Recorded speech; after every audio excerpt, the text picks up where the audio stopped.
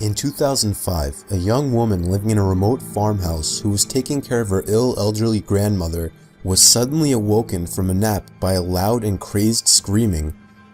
After rushing to her grandmother's room, she saw her cowering under the sheets like a little girl. The young woman, whose name has not been disclosed, shook her grandmother vigorously to get her attention. When the grandmother finally regained composure, she claimed that she saw a red figure standing by the door, one that she could only describe as Satan. The grandmother stated that she has never hallucinated in her life, and that she knows what she saw was real. A 67-year-old retired teacher came to the hospital claiming that she had visions of odd-looking faces hovering over her. But she wasn't going crazy, and laboratory tests also ruled out two common culprits of hallucination: infection and drug interactions. In fact, the patient and her family were so concerned in the days before she came to the hospital, they asked a priest about performing an exorcism. The woman drew a picture of what she saw. The faces had large teeth, eyes and ears, and a horizontally elongated shape like a football. It was determined that the woman had a condition called Charles Bonnet syndrome. Patients with the syndrome may see small people and animals, bright moving shapes, or distorted faces. These hallucinations are purely visual. No sounds accompany them. In 1995, a man named Toma Cariata had just recently lost his mother to cancer. He locked himself in his bedroom for days, completely depressed and devastated.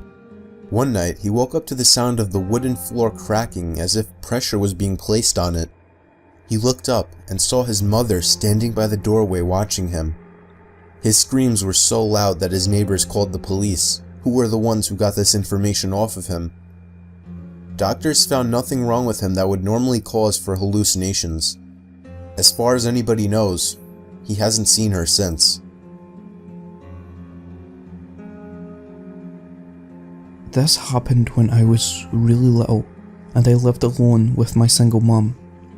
She always came to check on me every night when she would get up to go to the bathroom. This one night in particular, I remember waking up, thinking I heard something in my closet.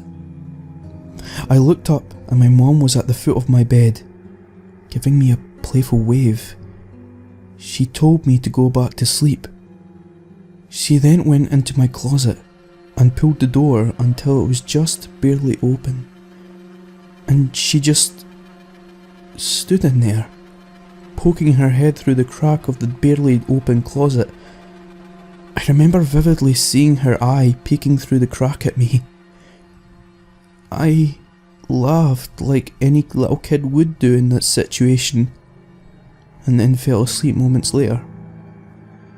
When I was eating cereal the next morning, I asked my mum why she was hiding in the closet last night, and she just stopped and gave me a puzzled and concerned look.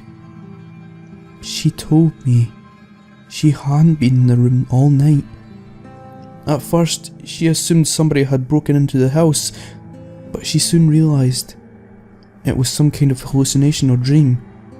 Since this experience, I have only had 2 other hallucinations, neither of them as vivid or as creepy as this one.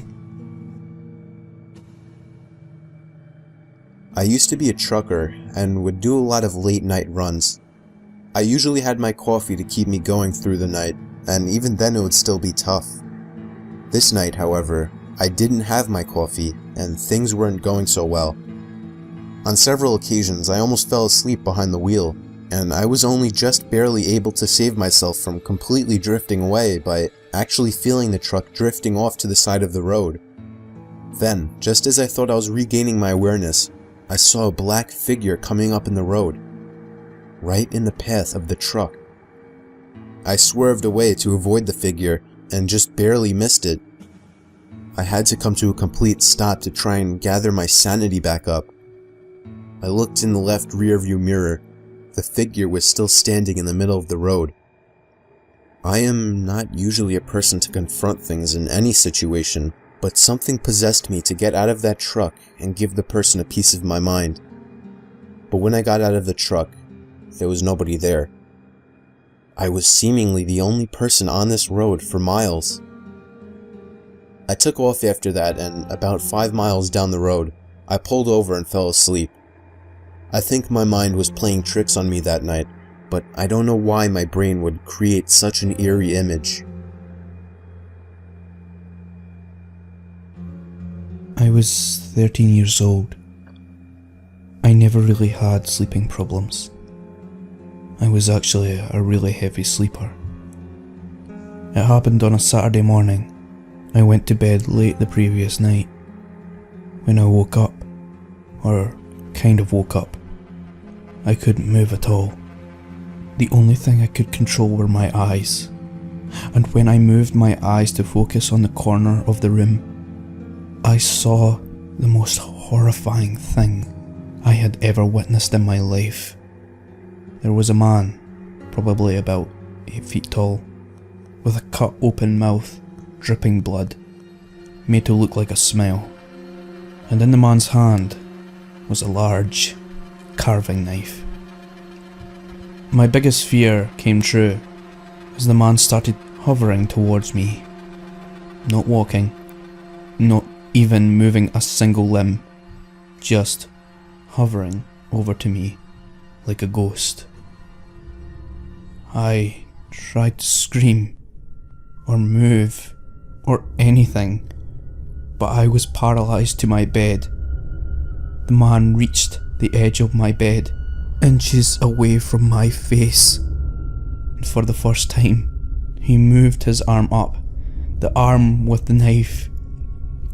He raised the knife up to the ceiling, and I knew what was going to happen next. I closed my eyes, the only thing I could physically do, and waited for it to happen. But as I lay there for probably 30 seconds unharmed, I opened my eyes back up. The man was gone, and then I realised I could move. I got out of bed and ran to explain what happened to my parents. They immediately seemed to understand and explained that I had just experienced sleep paralysis. I don't know why I hallucinated something so horrific, but the fear was genuine, and I can still remember the man's face today.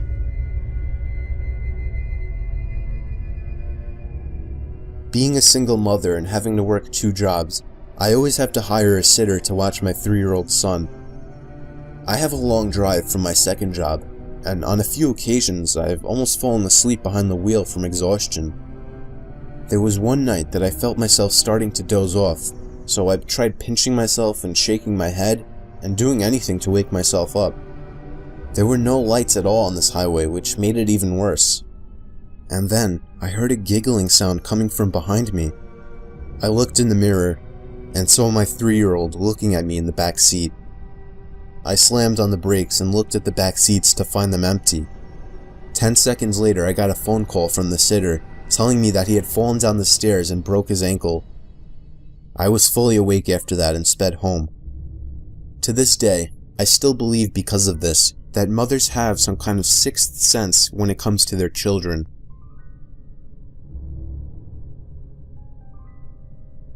This is the scariest thing that has ever happened to me. I live in the country, but not a desolate area. I had a decent amount of neighbours that were close enough. There was still woods in all directions though. I was home alone as usual one late night when I heard a legit scream coming out in the woods. I went outside into my backyard with a flashlight just to take a look through the trees. This was late and nobody was still up, and all the lights were out. Shining the light through the trees, I froze when the light landed on a tall figure, probably twice as tall as me, and it had some kind of long trunk hanging from its face that went down to its waist, almost like an elephant. It was moving in some kind of creepy march in my direction. All that I could see from it was blackness.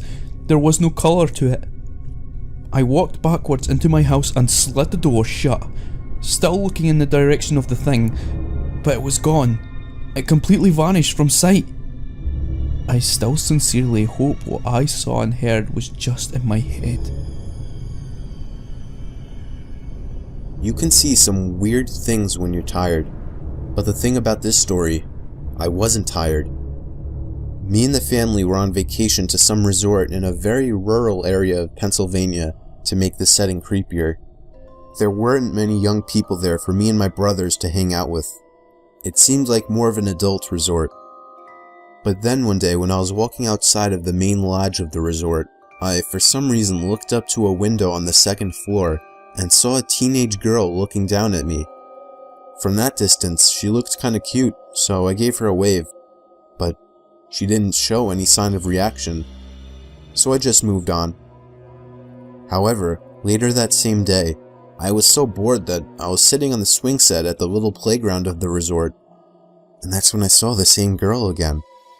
She was a little ways away from me down past the playground, close to the tree line, and she was just standing there staring at me. Being a teenage guy, my hormones controlled my body, and so I got off the swing and began walking over to her. As I started getting closer to her, I realized she wasn't as cute as I thought she was. There was something about her face that just gave off a creepy vibe. I can't put my finger on it, but if I had to say, I think it would have to do with her eyes and her mouth. I'd say once I got about halfway over to her, she turned around completely and ran into the woods. And I mean she full on ran into the woods. I stopped in my tracks, completely turned off. This girl seemed like a freaky stalker. I didn't see her the rest of our stay at the resort. During the car ride home, miles and miles away from the resort, I was thinking about her. How maybe if I followed her into the woods I could have gotten laid, even though there was something off about her face. But then what I saw next made me feel like my heart dropped into my stomach.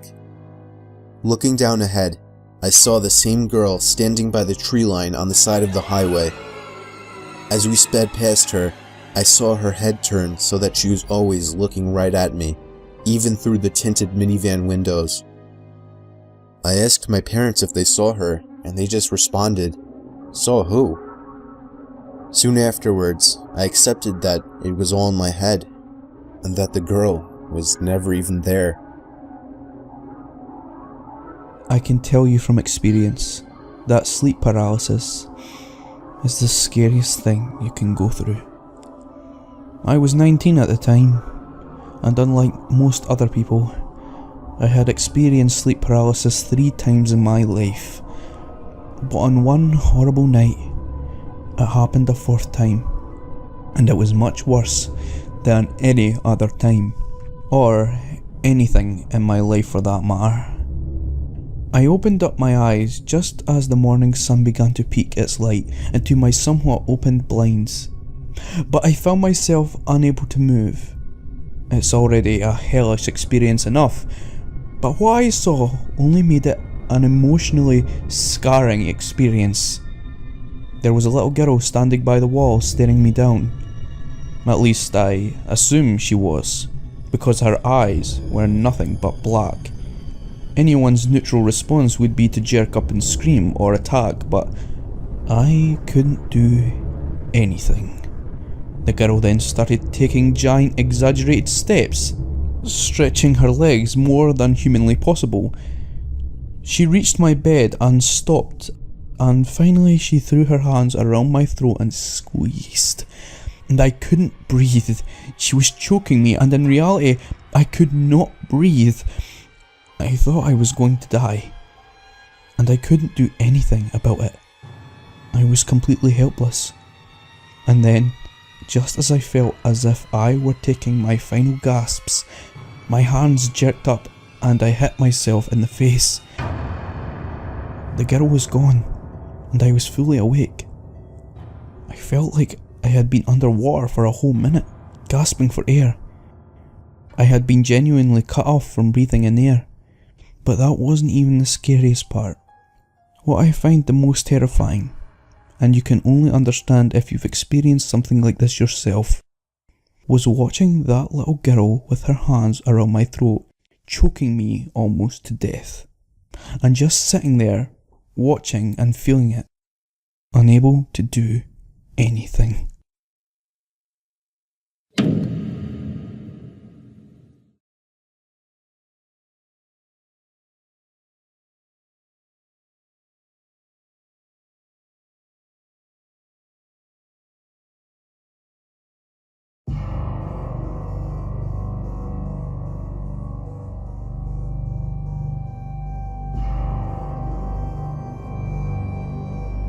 This happened to my dad when he was a little kid. I think it messed him up a bit emotionally, but he never admitted it. This story freaks me out just imagining it. So I'm pretty sure my dad was 10 years old, and he was home alone for whatever reason. He was watching TV in the living room. It was the only TV in the house, and all of a sudden, the TV just shut off. So he got up and turned it back on. It was an old shitty TV, so it wasn't weird at all. When he got back on his couch, it happened again. He got up once again and turned the TV back on, and again it turned off. He repeated this process a couple more times before he started to look for the remote. While looking for the remote, he walked over to check behind one of the couches and saw a man hiding in the corner, holding the TV remote. My dad described the man as having long, messy hair and a crazed look in his eyes. He gave my dad a smile, and my dad ran out the front door screaming like a little girl. He went to his neighbors, who called the police. The man was still in the house when the police got there, so he was arrested. My dad told me that he still assumes the man was either homeless or crazy. Either way, this story is downright terrifying. My friend told me about something that happened to her when she was younger, about 8 or 9. She was walking home from school and got her key out to let herself into the house. Her single mom worked and came home later on weekdays. As she reached up to put the key in the door, her mom opened it in a dressing gown, having left work sick. Instead of greeting her, she looked straight past my friend and immediately said, "Who are you?" My friend turned around, and a man in a long coat hurried back down the path and down the street. Being ill that day had possibly saved her daughter from something potentially horrible happening to her. Before I start this story, I want to note that Jacob's mother is a drug addict, and his father really didn't have much wrong with him outside of being with his mother. So one night, when Jacob and his father were asleep, they heard a series of loud banging, scratching, and moving noises coming from the mother's room. Jacob's father jumped out of the bed and ran down the hall and started slamming on the door. His mother opened it, yelling at him to quiet down and that he woke her up. He asked her about the sounds. She hadn't been awake to hear them. Jacob's dad would have assumed that she was on something again, but something was wrong. The window was open all the way, and the TV was moved across the room, still plugged in, and had the screen facing outside. Jacob's dad was reasonably scared. He shut the window, got his bat, locked the mother's room from the outside, and made her sleep in the living room. He stayed up most of the night. He woke up Jacob at 5. It was still dark out. Jacob went out to the kitchen where his mother already was. A couple minutes later, his dad walked in, wide-eyed. He pointed at Jacob and his mother and held his finger to his lips. They both quieted down. They heard something shuffling around on the roof, going from edge to edge. Jacob's dad had the bat. They sat together in the room, quietly. Minutes later, the sound went away. Jacob's grandmother was called. She was asked if everybody could stay over there for a little while. She said yes and told them she'd come pick them up. Jacob finished eating and went to go sit on the couch. There was no TV in that room, so he sat in silence. He looked over at a door to an empty room in the hallway. The door was open. There was a finger wrapped around the side of it. Jacob screamed and pointed to it, and his father grabbed him and ran out. Jacob's mother followed behind. They went to a gas station and sat out front until they saw Jacob's grandmother's truck. Jacob described how unnatural the finger looked to me. He said it reminded him a little bit of a foam finger in length and width. It was wrapped clear around the door frame, the door itself being latched on the opposite side. They didn't go back to that house much after that. Once they'd gotten everything out of it, they never went back again. Nothing was stolen, and the window in the empty room was open. I was 13 years old. I had the most isolated bedroom imaginable. Mix that with a wild imagination, and I was often up late at night, scared and paranoid, unable to fall asleep. My bedroom was a separate floor of the house, on the opposite side of my parents' room. They had no way of hearing what was going on in my room. So it was a seemingly ordinary night, with a bit of rain, but not a storm. I woke up and looked at my clock, and saw that it was 2 in the morning. I got an uncomfortable feeling right away, but I didn't know why. I then saw at the edge of my bed, there was a shadow of something roundish just over the head of the edge of my bed. My heart started racing until I realized it was just my hat. I sometimes hung my hat on one of the wooden poles at the edge of my bed, so I calmed myself down and fell back asleep. I woke up again around half an hour later and was again startled by the sight of the shadow at the end of my bed. But after my brain started to fully wake up, I remembered it was just my hat again.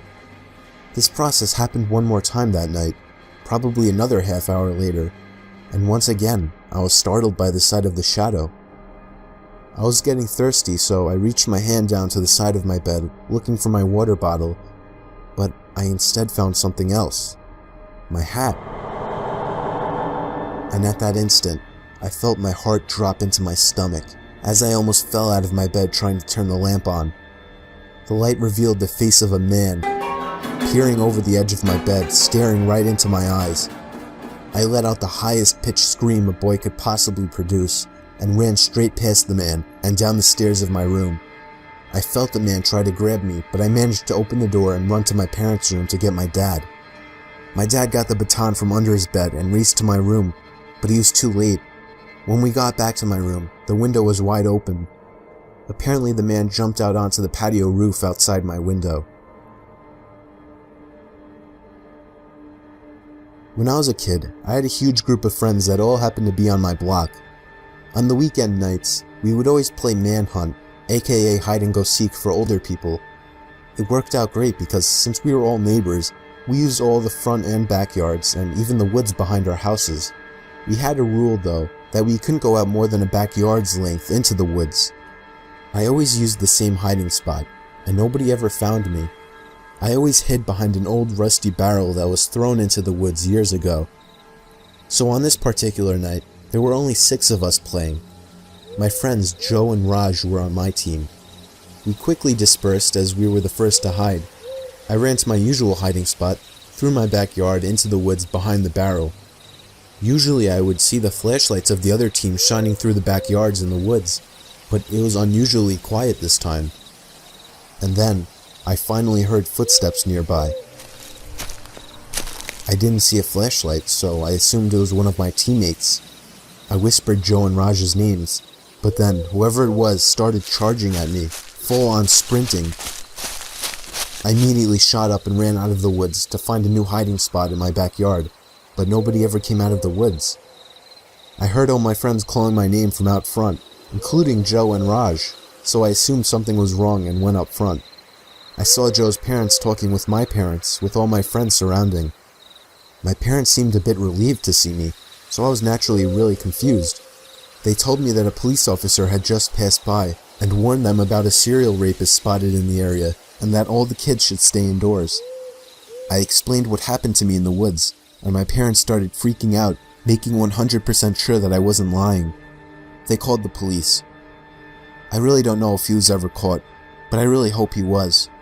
I try not to think about what would have happened to me had whoever that was caught me. When I was maybe 12 or 13, me, my mom, my stepdad, and 2 dogs went to the beach for a weekend. We rented an apartment all the way at the back of the shore. The apartment had nothing surreal to it at first sight. We unpacked everything and went out for dinner straight afterwards. We came back and at the time it was maybe 9 p.m. We watched some TV for an hour or so. My mom, stepdad, and 2 dogs slept on a bed you could make from the couch. They gave me the bedroom with a king-sized bed. I went to bed and used my computer for a while to play some games that I had pre-installed since I knew that there would be no internet connection there. I stayed up playing games pretty late at night. I decided it was time to get some shut-eye and go to sleep. Maybe after 5 minutes of laying in my bed, complete silence filled the room. But then, all of a sudden, I hear this extremely loud sigh. I knew it wasn't my parents or the dogs, considering the door to the living room was closed. I straight bolted from that room and went to sleep in the bedroom opposite of the master bedroom. My heart was pounding so fast because I was absolutely petrified. Needless to say, no sleep was had that night. I told my parents about it the next morning, and they told me it was probably just my imagination, but I was certain it was not.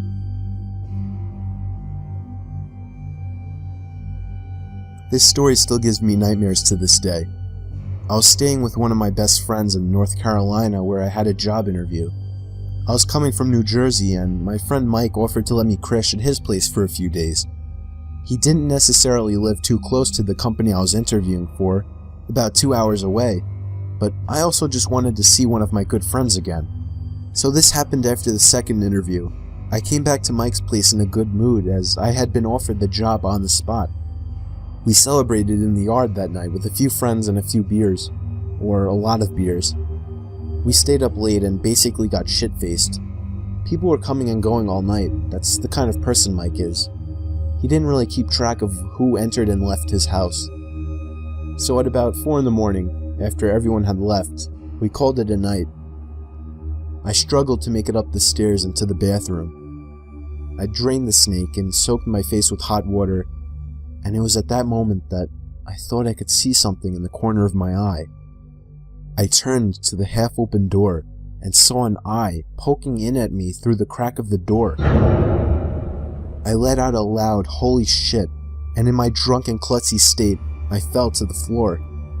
When I got back on my feet, the eye was gone. I stumbled out of the bathroom and called Mike's name. I heard him call out in response from downstairs in the kitchen. It couldn't have possibly been him. I didn't hear anyone go down the stairs, but I asked if he was up there anyway. Expectedly, he replied with a no.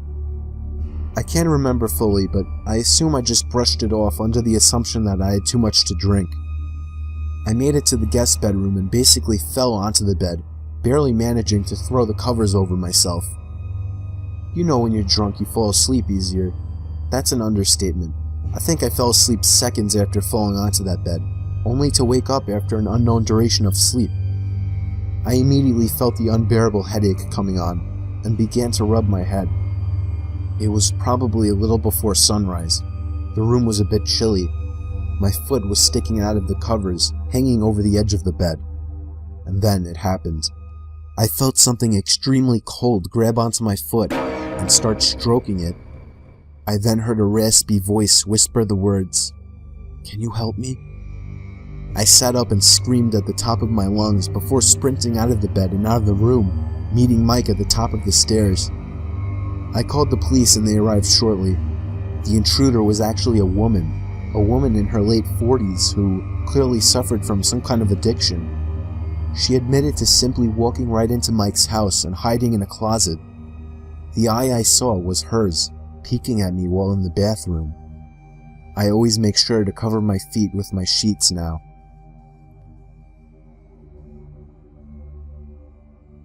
It was the dead of winter in Cali. Me and a couple buddies were on a skiing trip by South Lake Tahoe. We stayed in a big luxurious log cabin for a few nights. On the third night during a blizzard, I got up to get a glass of water late in the night. As I crossed the cabin over to the kitchen, there was a frantic knock at the door. I was a bit spooked that somebody would be knocking this late. I thought maybe I should just ignore it and let them go away. But I realized they knew we were there, as my car was parked right outside. I also had the thought that maybe somebody was in trouble and needed to get out of the dangerous weather. I tiptoed over to the door and waited for another knock. It didn't take too long before the knocking came again, this time much louder and more frantic. "Who is it?" I asked. Nobody answered. I asked again louder, but there was still no answer. After I asked this, there was no more knocking. I grew curious and eventually opened the door a crack with the chain lock still on just in case. Nobody was outside. I undid the lock and opened the door completely. There were footprints in the snow leading away from the cabin. For whatever stupid reason, maybe I felt some kind of guilt and worry for a person in need. I slipped on my boots and jacket and stepped out into the storm to follow the footsteps before they were completely filled. The footsteps led me to the edge of the property before completely stopping. I shit you not, the footprints completely ended, not a sign of vehicle marks, a struggle, nothing. It was as if whoever made the tracks was standing still, right where I was. I felt disturbed and ran back into the cabin and slammed the door shut behind me, making sure to lock it. Before I could even gather my thoughts, the frantic knocking at the door resumed. My heart started pounding, and I started to scream for my friends. One by one, they all rushed down to see what was wrong. When we opened the door, there was nobody there. The footprints were already filled. I never could prove what happened to my friends. I don't blame them for not believing me. I almost don't believe myself, but I know it happened. I just can't even try to explain it. It still freaks me out to this day.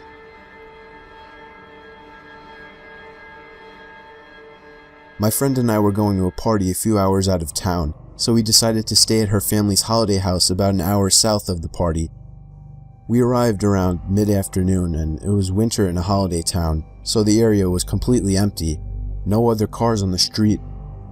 When we left for the party, I spent a moment deciding whether to pull the gate all the way closed. I'd had some trouble opening it earlier when we arrived, and if we were getting home late at night, I didn't want to be stuck outside. I ended up deciding to shut it for security. The party was great. We got back to the house around 12:30, and the gate was open. I immediately felt on edge because not only did I know that I had locked it, but I knew it couldn't just blow open in the wind. But I didn't want to make a big deal, so I was vague when my friend asked me if I'd shut it. We went inside and decided to make a snack. I was wandering through the house when suddenly my friend raced from the kitchen into the hallway and virtually tackled me to the ground. She was convinced she'd heard someone walking around outside. We tried to calm ourselves down, but we had no cell reception and there was no one else around. Over the next half hour or so, as we sat in the hallway paralyzed with fear, we heard footsteps outside and the back door being jimmied.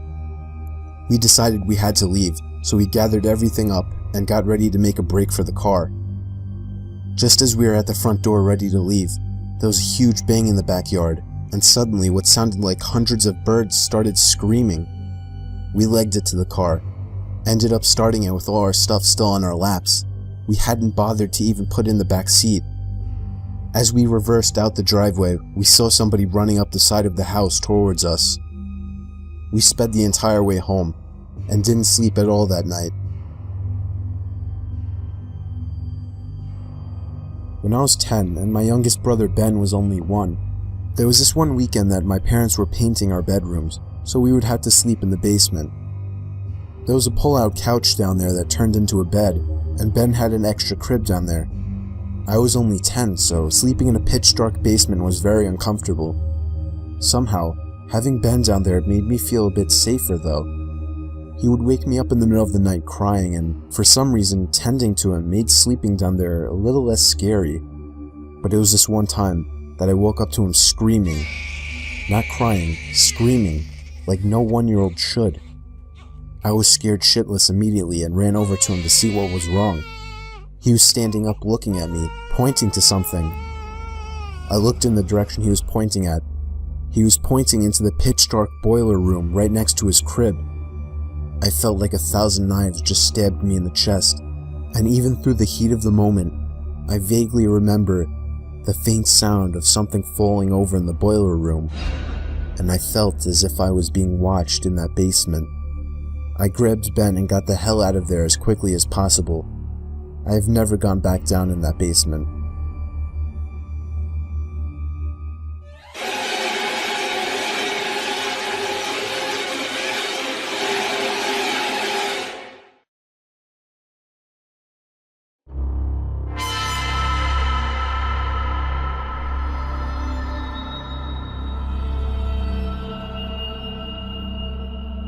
I remember this just vaguely, since I was little at the time, maybe 7.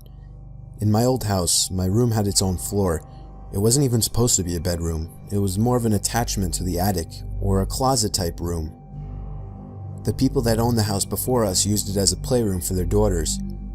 My room also had a huge closet door that was attached to the attic. The closet was elevated up so that you would have to climb a set of wooden stairs to get into it. It had a big sliding door, and it was completely packed with toys and other junk from my childhood. Since I was little at the time, I always got scared of being so separated from the rest of my family and having that huge closet in my room. Then there was this one night. I was laying in bed, afraid after watching a scary movie with my family. Then I heard the sound of a toy fall over up in the closet. I jumped out of my bed and ran to my parents' room. They told me there was no one in my closet. They saw how afraid I was, so they let me sleep in their room that night. The next night, I had kind of forgotten about it until I heard it again.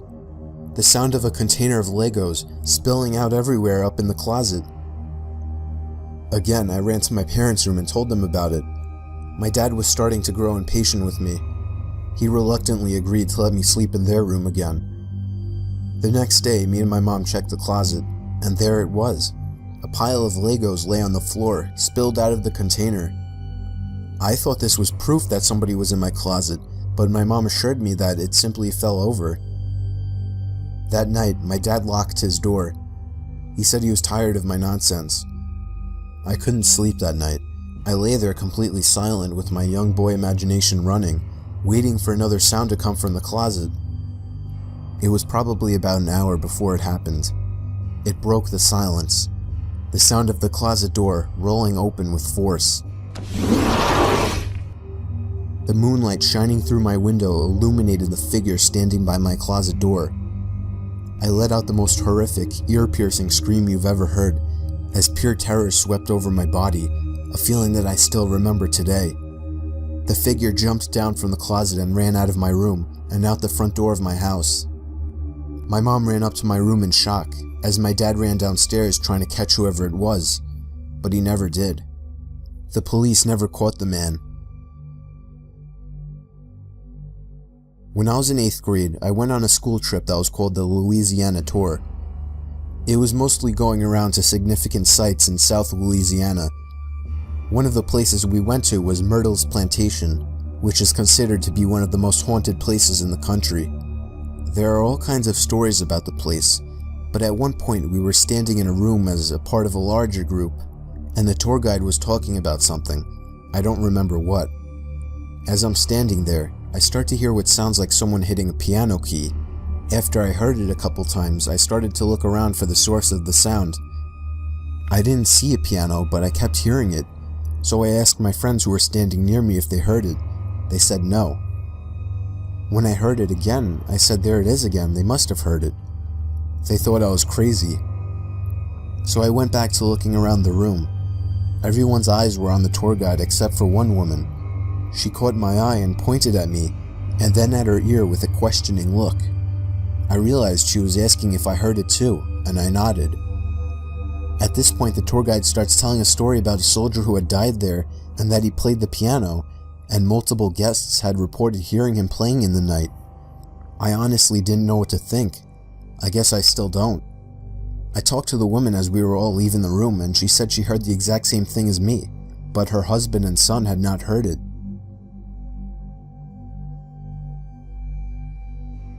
It was near Halloween time when my friends and I were telling ghost stories. My friend said she was going to tell a story about her parents' first date. She said she didn't like telling the stories since it was actually true, but we prodded her on. To cut to the chase, the parents had a nice, if awkward, first date, and around the time that they would have said goodnight, the male in the situation, who's my friend's dad, suggested that they go for a midnight hike up Provo Canyon. He apparently knew the place, since he had done a fair amount of rock climbing in the area.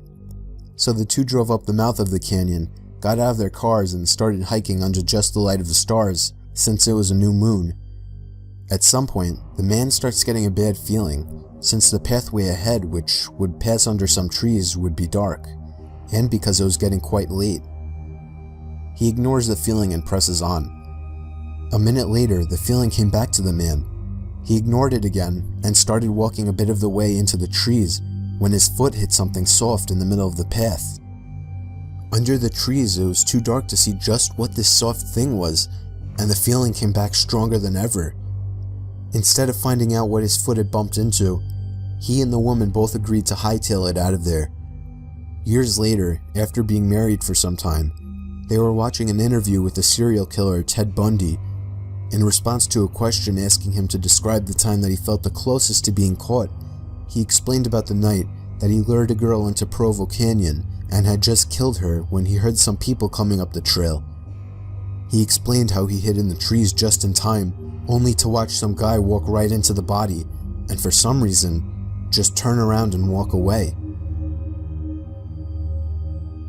My school's library is open until 2 in the morning for the idiots like me that don't do their essays until the last minute.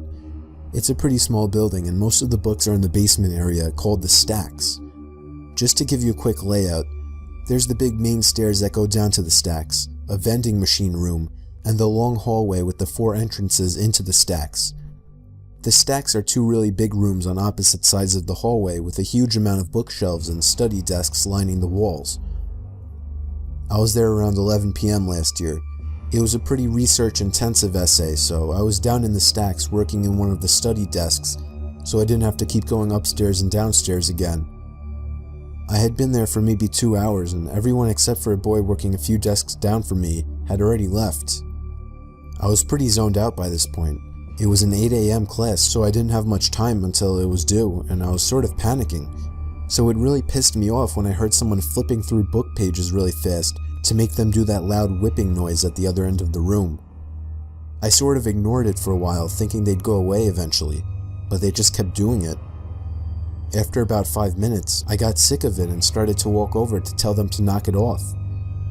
I get about 3 steps across the room and it just stops. I sat back down and it was quiet again, only for like 10 minutes before the flipping pages noise started again, only loads louder, like they'd grabbed a huge book that time. The boy started to get pissed off too, and he stood up and started walking around through the bookshelves trying to find them.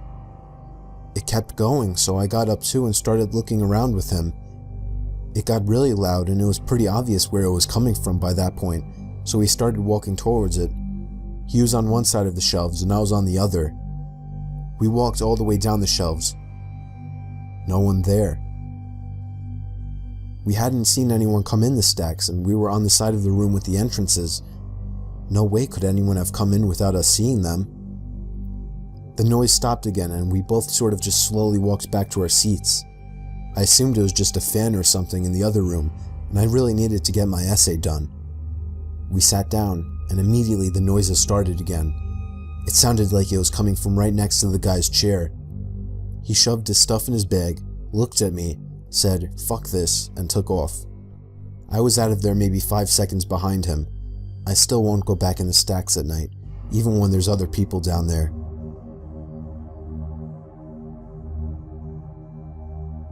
This happened when I still had my fishing boat. It was a horrifying experience that will never leave us. Me and my wife departed from the East Coast for our 2-day fishing trip in the North Atlantic. The first day and night were normal. We got a decent catch.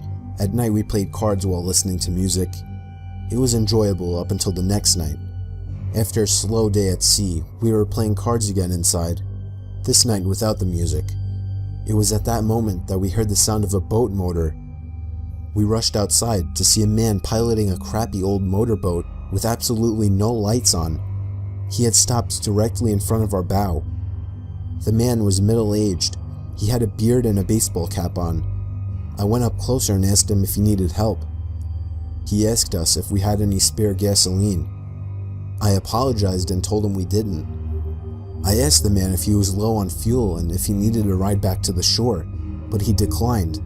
He claimed he had plenty of gas, which brought an awkward silence as me and my wife wondered why he asked us for gas then. The silence started to creep me and my wife out, mostly because of the way he just blankly stared at me. The only reason I could see was because of the deck light in the front of our boat. Other than that, we were surrounded by darkness. The man finally broke the silence and asked us if we had a good catch that day. I told him we didn't, still trying to be polite, even though the situation was odd and creepy. I asked the man how he was getting around in the darkness, but all he gave me was a chuckle, as if I had made a joke. I figured he misheard me. He turned his little motorboat around, and the last thing he said to us was, "Nice meeting you folks." He sailed off into the total blackness surrounding us. Me and my wife were completely weirded out. My wife told me she was afraid he was going to rob us. Being a fisher, you run into and make conversation with other sailors and fishers all the time, but I knew something about that guy was off. The fact that he came up to us so late at night, so far from the shore, and alone in that little motorboat, and the way he acted, we were both really uncomfortable, so I decided to turn out our lights and sail a bit north just to make sure the guy couldn't find us again. Call me paranoid. Later that night, probably around 2 in the morning, I woke up to the disturbing and ear-piercing scream of my wife. I shot up from my laying position to see a man standing at the edge of our bed. I lunged out of the bed towards the man, but he was out of the cabin before I could even get out of the room. I heard the sound of the same motorboat starting before speeding away into the darkness again. We sailed all the way back to the shore that night and reported the man right away. Of course, nothing was ever heard of the topic again. We still have no idea what the man wanted or what he was planning on doing, but it still gives me nightmares to this day.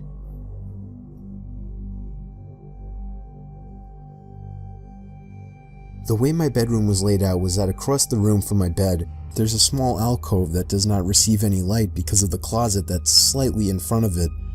So the closet blocks the ceiling light and the ambient light from outside when it's dark. I was in 4th year high school and was trying to sleep but couldn't. You know that feeling like someone's staring at you? I was feeling it. I couldn't shake it, and it just felt like whatever was staring at me had such malicious intent in it. I opened my eyes and my gaze was drawn to that dark corner of the room where I saw a hazy, darker outline in it. I got goosebumps, but thought that it was nothing there. I'm just imagining things. I closed my eyes again, trying to force myself to get sleep, but I can't shake that evil feeling stare. Then, there was a creak sound, the sound from somebody putting pressure on the floor. I opened my eyes again, and that shadow thing was in the opposite corner now. All my inner senses went ballistic, and I threw my pillow and blanket over my head as I cried myself to sleep, all while hoping that the thing wouldn't come closer. I know I didn't imagine or dream it, and it still sends chills down my spine to this day.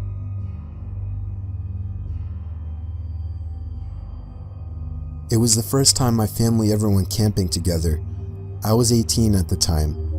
We probably wouldn't have gone if it weren't for my brother and sister who were still only 11 and happened to be twins. It was mid-July and I was actually excited to do it. We drove all the way out to the country. We didn't go to a camping site. My dad just parked the car on the side of a quiet road, and we hiked about a mile into the woods until we found a small clearing in the woods. We pitched our 2 tents, one for me and my siblings and one for my parents. So come nighttime, I couldn't sleep at all. Trying to fall asleep in that sleeping bag was like trying to fall asleep on the grass. I just couldn't get to sleep. I spun around and tried to make myself comfortable for hours. My little brother and sister had been asleep for a long time at that point. And then I heard the sound of the zipper to the tent zipping down. I looked up and saw someone poking their head into the tent. I couldn't see who it was. "Dad?" I whispered. Whoever it was removed their head from the inside of the tent. "Dad?" I said louder. Whoever it was quickly moved away from the tent, leaving it unzipped. I was so confused. I was sure it was my mom or dad just checking on me, so I crawled out of the tent and walked over to my parents' tent. I unzipped it and crawled inside. My parents were both in their sleeping bags. I shook my dad until he woke up. I asked him if he had just checked on us. He said no. I got chills as he said it. I then woke up my mom, hoping that it was her, but she groggily told me that she hadn't left the tent either. I got goosebumps all over as I came to the realization that somebody actually came up to our tent, opened up the zipper, and peered inside. A stranger. For all I know, some sort of psycho. I couldn't even really tell if my parents took me seriously or not, or maybe I just don't remember. but I do remember that I didn't get a minute of sleep that night.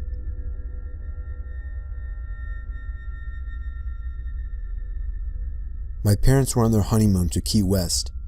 When they arrived at the hotel to check in, they were told that the room would be non-smoking. With my dad being a smoker, they requested a different room. They got the room switch and went to their room. As they got off the elevator, the smell of fresh paint was overwhelming. Down the hall there was a painter with all necessary supplies laid out around him as he was painting the wall. As my parents walked past him, they casually greeted him, and the painter had absolutely no acknowledgement of their presence. Whatever. When they got to their room, the smell of paint was even worse in there. So bad it wasn't even bearable, so they decided to go to the front desk to change rooms. When they explained the situation, the attendant looked very confused and informed them that there wasn't a scheduled paint job on that floor for that day, but agreed to change their room anyway. My parents go back to their floor to grab their luggage, and the painter is completely gone. All supplies cleaned up and gone within 10 minutes, and the smell of paint was completely gone. At this point, my parents were freaked out, but didn't think much of it and went to their new room. The next morning on their way to breakfast, they overhear a tour guide talking to a group. My parents tuned in when the guide mentioned the floor that they were originally supposed to stay on. Apparently a long time ago, there was a painter on that floor painting and fell down the elevator shaft to his death. Now my parents don't normally believe in the paranormal, but after an event like this that they had no explanation for, it freaked them out a good bit.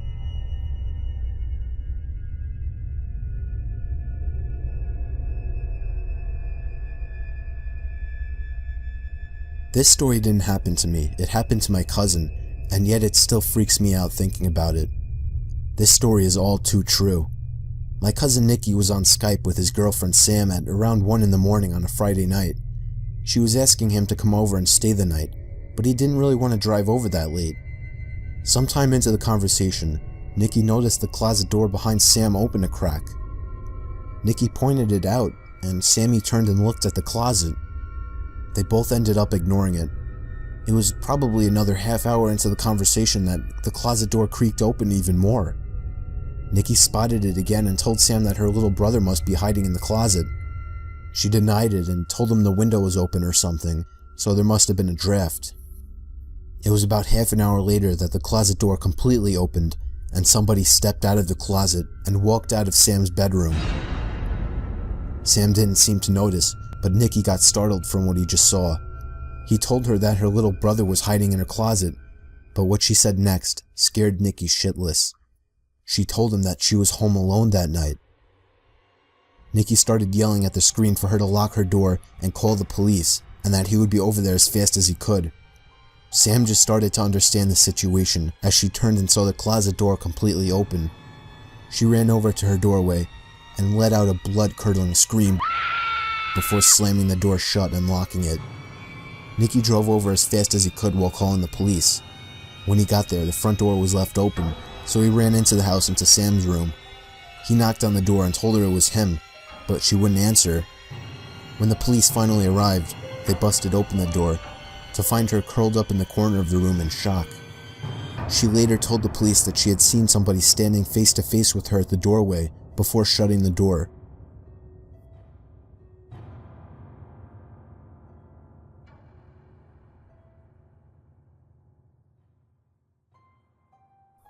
It was a dark and stormy night, the kind of stormy that I loved, thunder and lightning roaring, so I was staying up late watching movies. I lived with my dad, but he wasn't home that night. He was working nights. Anyway, after I finished watching the movie Forrest Gump for the 100th time, I decided 2 a.m. was a good time to get some shut-eye. I loved going to sleep during thunderstorms. It was just enjoyable to listen to, but suddenly, I heard the sound of something hitting my window. It wasn't the sound of rain hitting the window, but in such a big storm I didn't think much of it and put my head back down. But a few seconds later, the same noise. Something hits the window again. This time I made the sound out to be a rock hitting the window. My heart started racing. It couldn't be my dad. He would call if something was wrong. Another rock hits the window. I found myself glued to my bed. I didn't want to look out the window. but whoever was outside surely knew I was up there. I had just turned the TV off. They could have seen the bright glare through the window. I just decided if I ignored it, they would go away. Another rock hit the window, and then another. It was getting faster. The rain started to lighten up, and that's when I heard the sound of a truck engine running down in the street. A much louder thump to the window was where I drew the line. I got out of my bed planning to call the cops. I ran down the stairs towards the phone, but as I passed the front door, I saw something. Something through the glass window at the top of the door. It was the face of a person looking through to me. It seemed like they had a smile on their face. I sprinted to the kitchen and called the police. They said there was an officer nearby, and they should be there shortly. Whoever was at the door started fiddling with the doorknob and eventually ramming into it, trying to bust it open. I grabbed a knife for protection and yelled that the police were coming, before running back upstairs to my room. After about a minute, the ramming to the door stopped and there were no more rocks hitting my window. I still didn't dare to look out the window, but I remember hearing the sound of the truck drive off. A few minutes later, I heard the sound of a police siren outside, and moments later, the doorbell rang. I explained everything to the officer. I described the face as best as I could. Unfortunately, I couldn't provide him any information about the vehicle. If only I had looked out the window. I still regret not taking a quick look. There was never enough info for the police to catch these people. Not sure if they had intention of robbing my house, or much worse.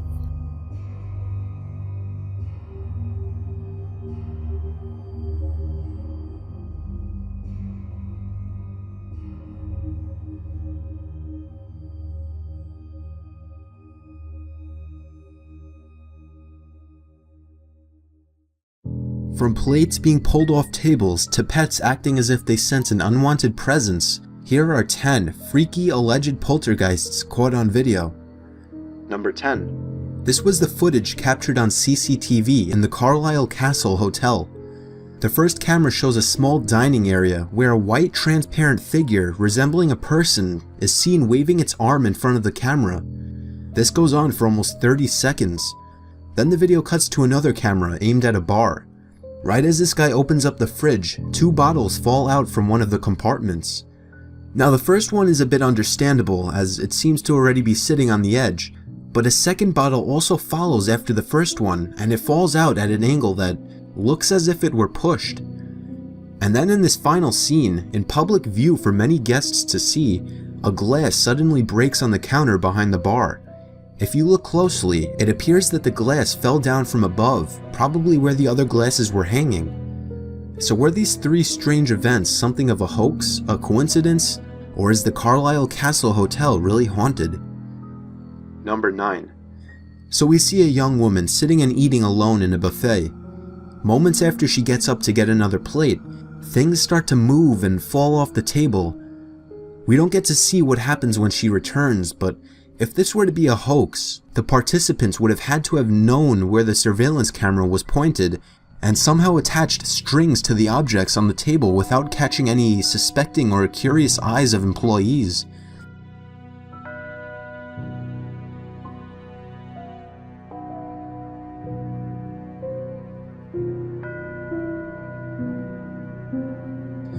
Plus, the reactions the people sitting at the other tables give isn't really something you would expect if they were looking at some strange guy sitting pulling strings to pull dishes off a table. You would expect them to look longer out of curiosity, but then again, maybe it's also not the kind of reaction people would give to something falling off a table all on its own. If this is a hoax, would performing it be a bit difficult? Probably. Would it be possible? Yes. Was it a hoax? That's up for you to decide.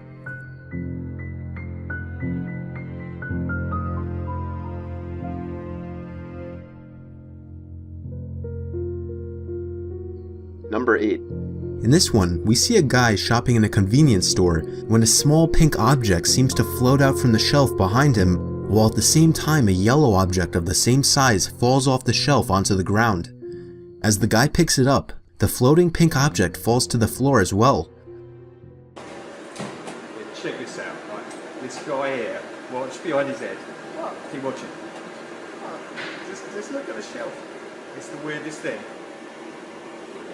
Oh my god, oh my god, oh my god, what is that? It's just blowing, I don't know, I don't Oh my god. Oh my god, that looks like a poltergeist or something like that. You know the thing, you know when they hear about things like flying, oh my god, I don't like it, I don't like it. It's weird, isn't it? Here's another video in a small store with things falling off the shelves.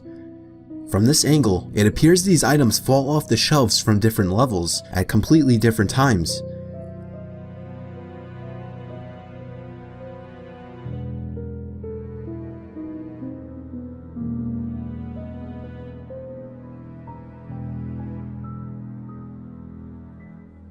And while on the topic of convenience stores, check out this weird footage of a shopping cart seemingly moving on its own after hours in a small store.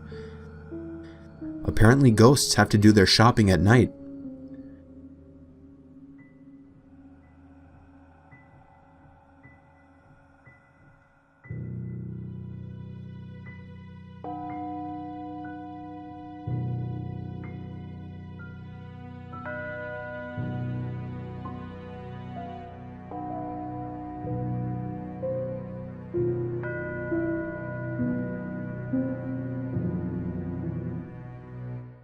Number 7. This innocent employee of what appears to be a party store is minding his own business doing stock work when the merchandise that he throws on the floor begins to slide away on its own. He seems to take notice of the sounds of the sliding objects, but looks in all the wrong directions. When something falls off the shelf in the background, the employee takes off running.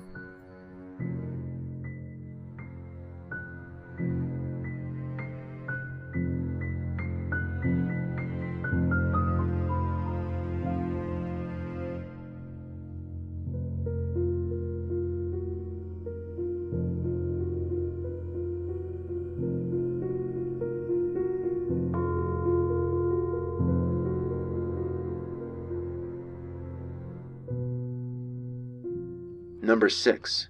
In this clip, recorded on security cameras in the Brookside Theater in Romford, a chair moves backwards unaided and a table appears to get pulled as orbs of light float across the room. Theater manager Jace Seppel revealed that he decided to look at the CCTV footage when he came in on Sunday and noticed one of the chairs was askew. After checking the CCTV footage, he noticed a chair in the third row appeared to move backwards unaided. He quoted, "I never usually check the CCTV cameras as there's so much on there, we would only ever check it if there was an incident," he said. Roy Roberts, a medium performing at Brookside on Saturday night, believes that the video could indicate a resident ghost at the theater. Number 5. This video is said to have been recorded in a Malaysian hotel. A woman sitting in the hotel dining area appears to be attacked by a ghost. It first moves a few chairs, but when she tries to make a run for the door, it proceeds to throw a table and chairs up against the door and even throws a table in her path, and it looks like she gets hit and knocked out.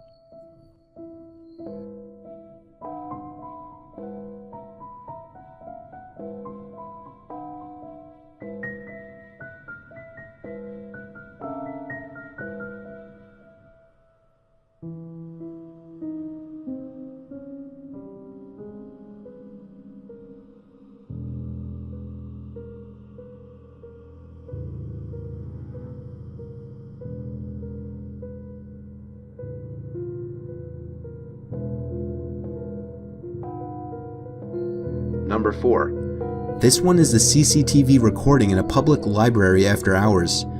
You notice there are two things circled, one being a book and the other something hanging from the ceiling. The book suddenly begins to seemingly levitate on its own before being dropped back down, all while the object in the background hanging from the ceiling seems to begin spinning on its own. Was somebody in the library after hours just to pull a prank? Or is there some kind of entity living in this library simply looking for a good read?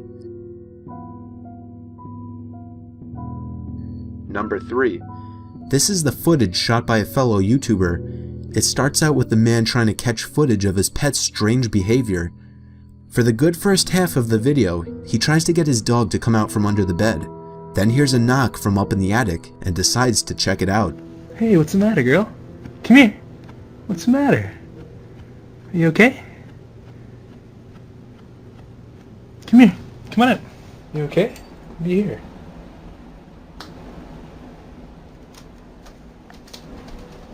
What is it? What is it, girl?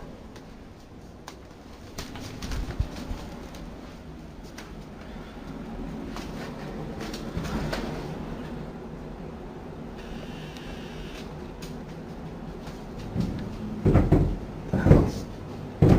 What is that?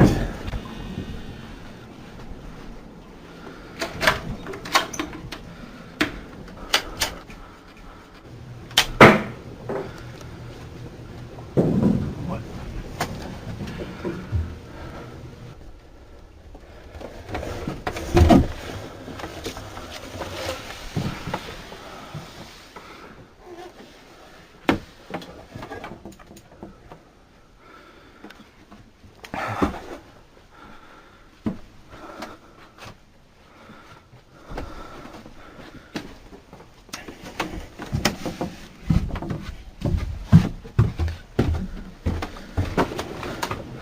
The hell? Jesus Christ.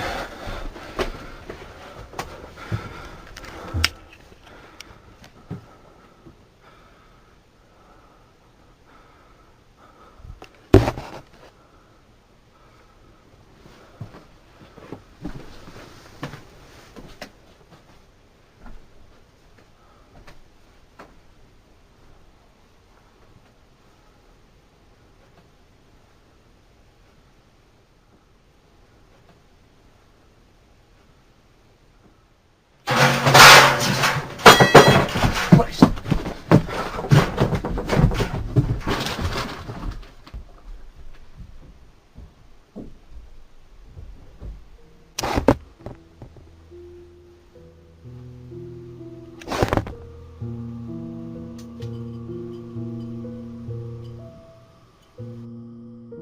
Number 2. Another YouTuber posted the footage of the camera he placed on his kitchen table when he wasn't home. This one needs no description. Just watch and be the judge yourself.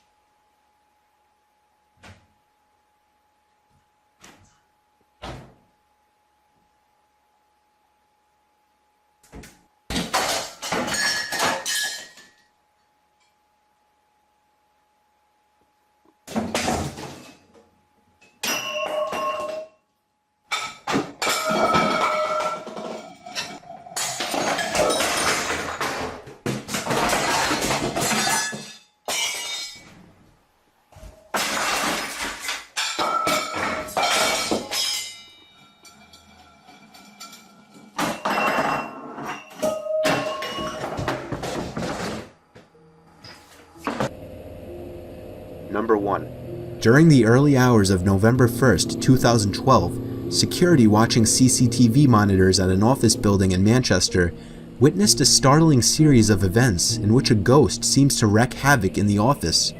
This is the actual footage seen by those security guards as they switched from camera to camera.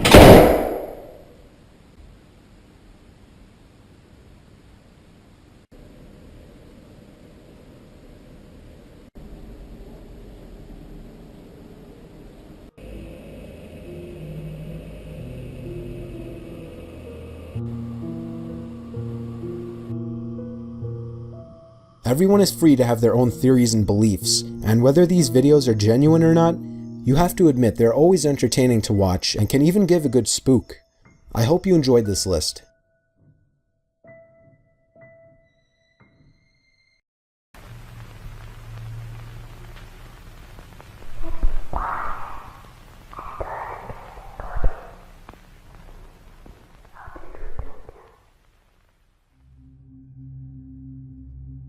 I once booked an Airbnb by myself in an area in Arizona that I had a job interview. Since it was so far from home, I made a short trip out of it. I went with this one specific Airbnb because it was much cheaper than any hotels I could find. It was about half an hour away from where I'd be interviewing for, which was fine with me. It was off some dead-end, secluded road, and it had a nice view of the desert in the backyard. I brought my laptop with me to get work done at my at-the-time current job during the day, so that kept me busy most of the days I was there. I stayed for 3 days. My interview was on the second day that I was there, which was a Tuesday. I would be leaving Friday, so on Monday, the night before my interview, I was practicing interview questions for this specific company, and just generally getting some last-minute knowledge on their firm. I was doing this on my laptop in the living room of the little house, probably around 9 p.m., when there was a tap at the window. I say tap because it wasn't exactly a knock. It sounded more like it could have been someone's finger. My head, of course, swung to the left to look at the window in reaction. I didn't see anyone, but it was also pitch black outside. I was kind of scared to look out the window, but I had to be a man and just do it. And there was no one as far as the eye could see. Just darkness. Of course, maybe it could have been a bug hitting the window. We've got some pretty nasty bugs here after all. The next day, I got through my interview and thought I did pretty well. So for the rest of my little trip there, I explored different parts of the town in my car, ate at different restaurants, and sat in the backyard and relaxed in the sun. Little did I know, I was likely being watched while I was in the backyard. That night, I was inside watching Breaking Bad on Netflix when it happened again. A single tap at the window. Now it was obvious it wasn't a bug. I was even more disturbed now, but once again rushed to the window. Even though I saw no one, that didn't mean someone wasn't out there. I checked the windows by the front door, then opened the door and looked outside for a second. Since there was no one there, I went back inside and then went to the back door. I stepped outside onto the back porch and looked out to the desert behind the house. Silence and darkness. And then I heard a click. A sound someone made, like clicking their tongue at the roof of their mouth. It was off in the distance, beyond the light from the house. It was out somewhere in that cold desert. I felt as though someone could be hiding behind any number of those bushes, watching me and toying with me. I yelled out, and almost as if they did it in response, there was another click. I pinpointed the direction it came from and looked that way. I could see someone now, standing not too far away, dressed in dark clothes, blending into the darkness of the desert. I started walking a little closer, then stopped, realizing I didn't want to get any closer to that person. I called out, "You're on private property. I'm gonna call the cops if you don't leave." And I saw the person eerily quickly walk away. I theorized it was the Airbnb owner, but obviously that was a stretch and I didn't really know what to actually think. The night following, I was in my bed on my laptop watching Breaking Bad again before going to bed. I think I watched 2 episodes, so I was doing this for about an hour and a half. I didn't hear any noises in the house, though I was definitely giving thought to that encounter from earlier while watching the show. When I finally turned off the light in the room and tried to fall asleep, within 10 seconds, there was a click sound again, muffled from the inside of the closet. I looked at the closet door, which was open just a crack. Then, a pretty natural response, I sprang off the bed, still in my PJs, and ran to the car. I sat in the driveway with the car running, and I called 911. I stared at the house as I spoke to the dispatcher, waiting to see if someone would come out, because all of my stuff was still in there. A police car arrived, and upon entering the house, we did a quick investigation of the house together. It was very small with not many places to hide. Conclusively, I still packed my stuff and left that place that night for a nearby hotel. I contacted both Airbnb and the host, and I was only able to get a partial refund for my stay. I still think it may have been the host of the Airbnb. I mean, who else would have access to the house? There were no signs of forced entry, which leads me to believe whoever it was may have had a key. But maybe I'm wrong. Maybe it was a stranger who snuck in at an opportune time.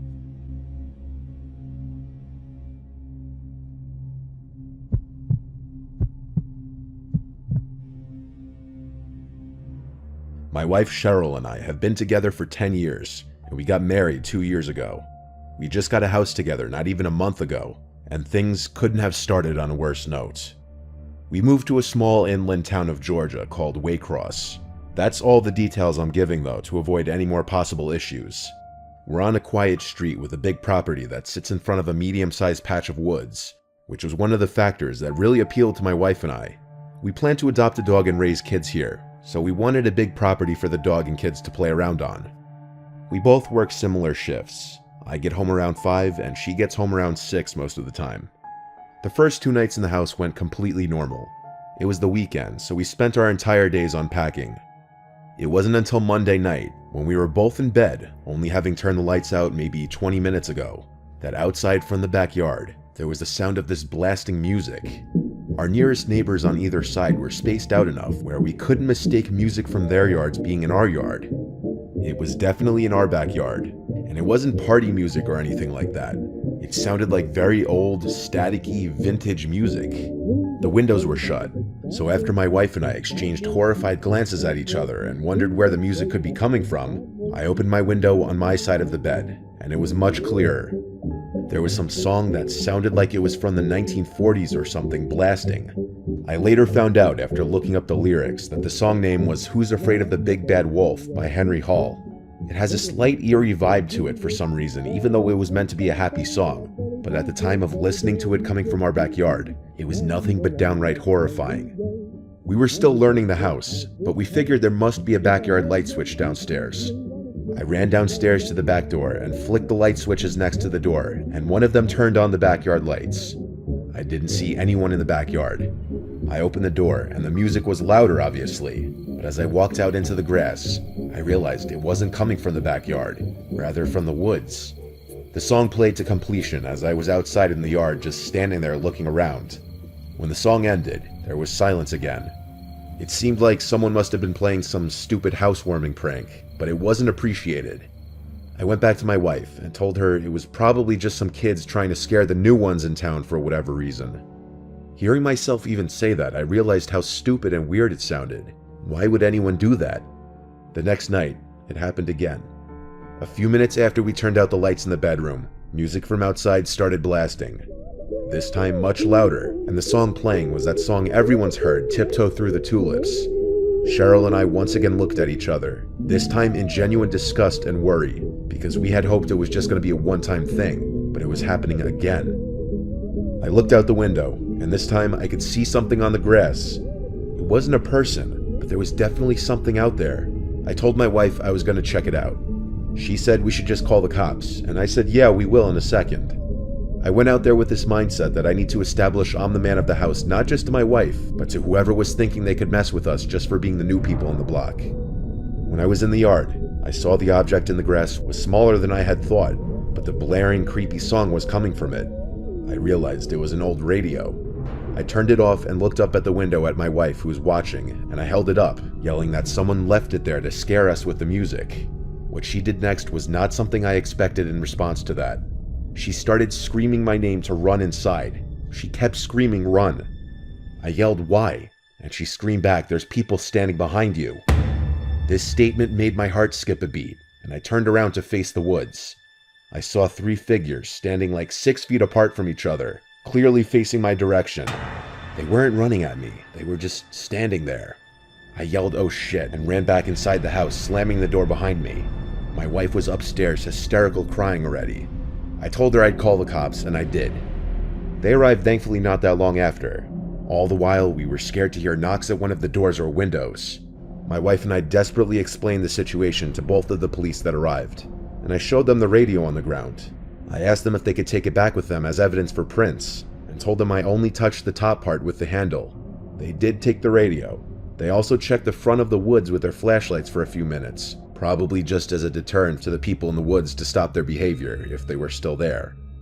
When the police left, honestly, we went right back to feeling vulnerable and scared, but thank Christ the people never returned. This was only a few weeks ago though. God forbid they came back, I'd try to get it on video.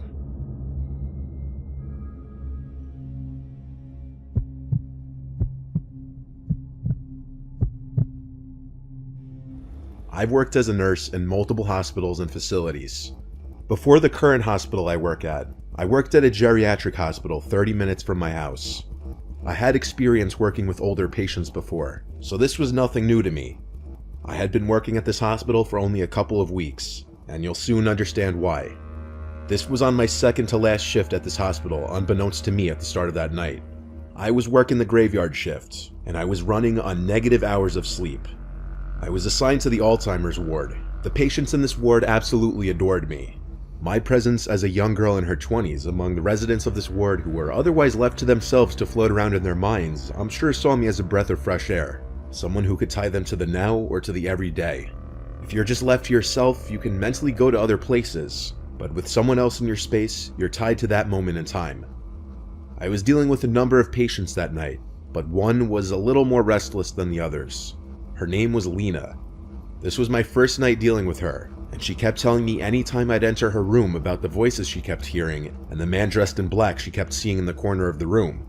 The other lady in her room requested her curtain be closed before my shift started so that Lena would leave her alone. She was a sweet lady that smiled whenever I was around her, but she didn't say much and was very forgetful.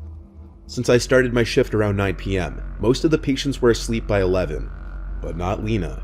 Whenever she called me into the room, she'd be frightened of these alleged voices she was hearing, and the man in black that kept staring at her in the corner of the room. Not gonna lie, it was creeping me out a little. I believed that in her mind she was seeing and hearing these things, and I sympathized with her because I imagined them to be very scary. But still, I tried my best to calm her down and get her to go to sleep. I didn't want to turn on the TV to calm her down because I wanted to be courteous of the other patient in the room. I held Lena's hands and told her it's okay, to breathe and to relax. I reminded her that she wasn't here alone, and I was always just a call away. This seemed to do the trick. Lena relaxed for a while, and the next time I came in the room, she was asleep. Once most, if not all, of the patients are asleep, the night goes much slower. Time almost moves in reverse. An hour or two later, I was in the linen room stocking my cart when I heard something in the room. It was a relatively small, dead quiet room. I had the door closed too. That's why hearing another noise was weird. I turned, saw nothing, and resumed stocking my cart.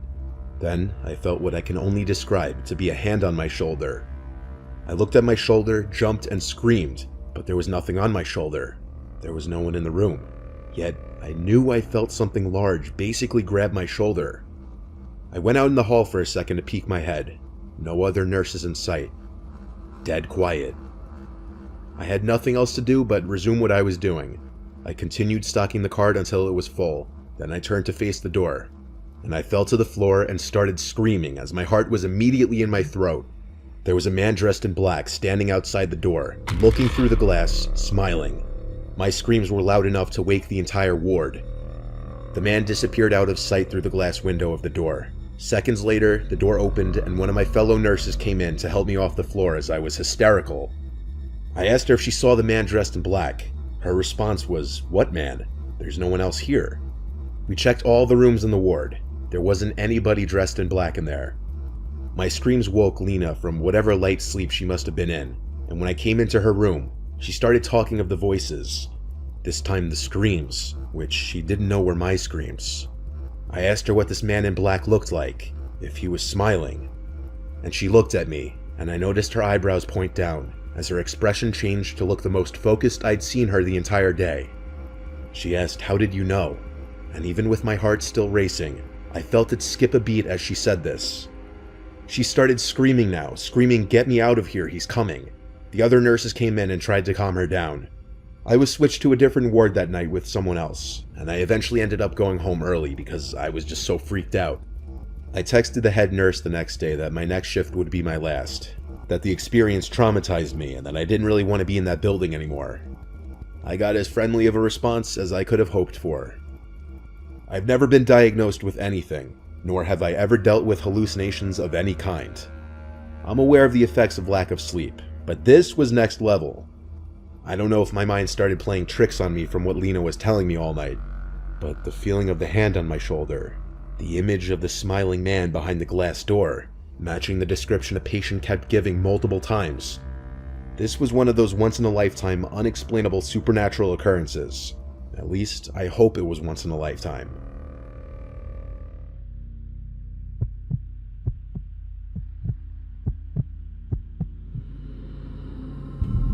was driving home from work one night, taking my usual route home. I got out at midnight, so it was probably 12:15ish at this point. My town is pretty quiet and boring. A lot of woods everywhere, and not a lot of people or houses. I was on this road not far from my house with a cornfield on one side and a patch of woods on the other.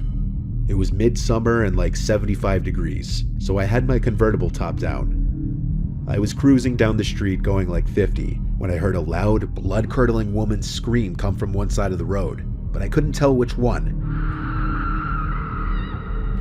I brought the car to a quick halt by slamming on the brakes and listening. There was a woman's cry from the left side, in the woods. She was crying for help. I got out of my car and grabbed the baton from my back seat.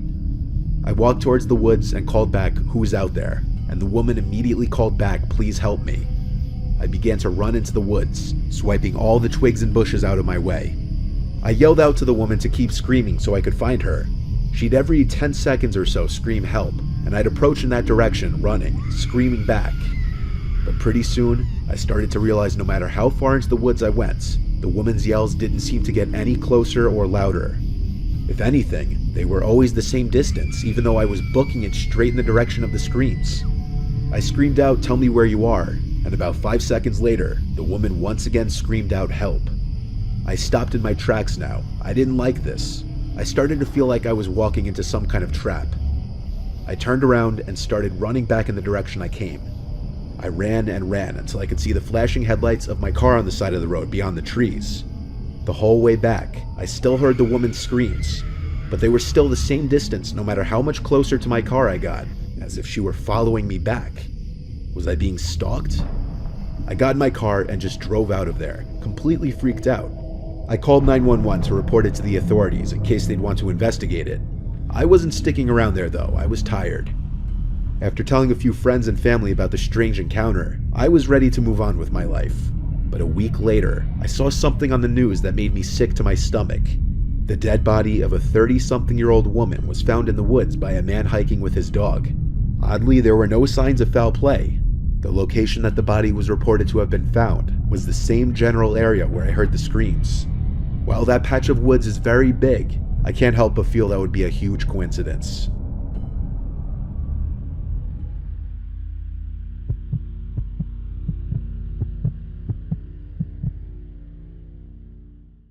Back before my girlfriend Jenny and I officially started dating, we would still hang out all the time. We both snowboard, and her family has a little cabin-type house in Vermont not far from Stowe Mountain Resort. This was around our maybe 10th time hanging out. She invited me to go up there for a weekend with her to go snowboarding for the first time together. It was like a 5-hour drive.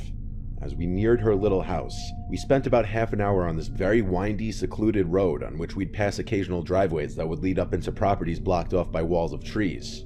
We were way up there in the mountains. The sight of other cars by this point was something to behold. It really felt like we were alone up there. A lot of the driveways didn't even have tire marks in the snow, meaning even a lot of the houses were void of people. Jenny told me that's because a lot of the houses here were owned by people out of state, just like her situation.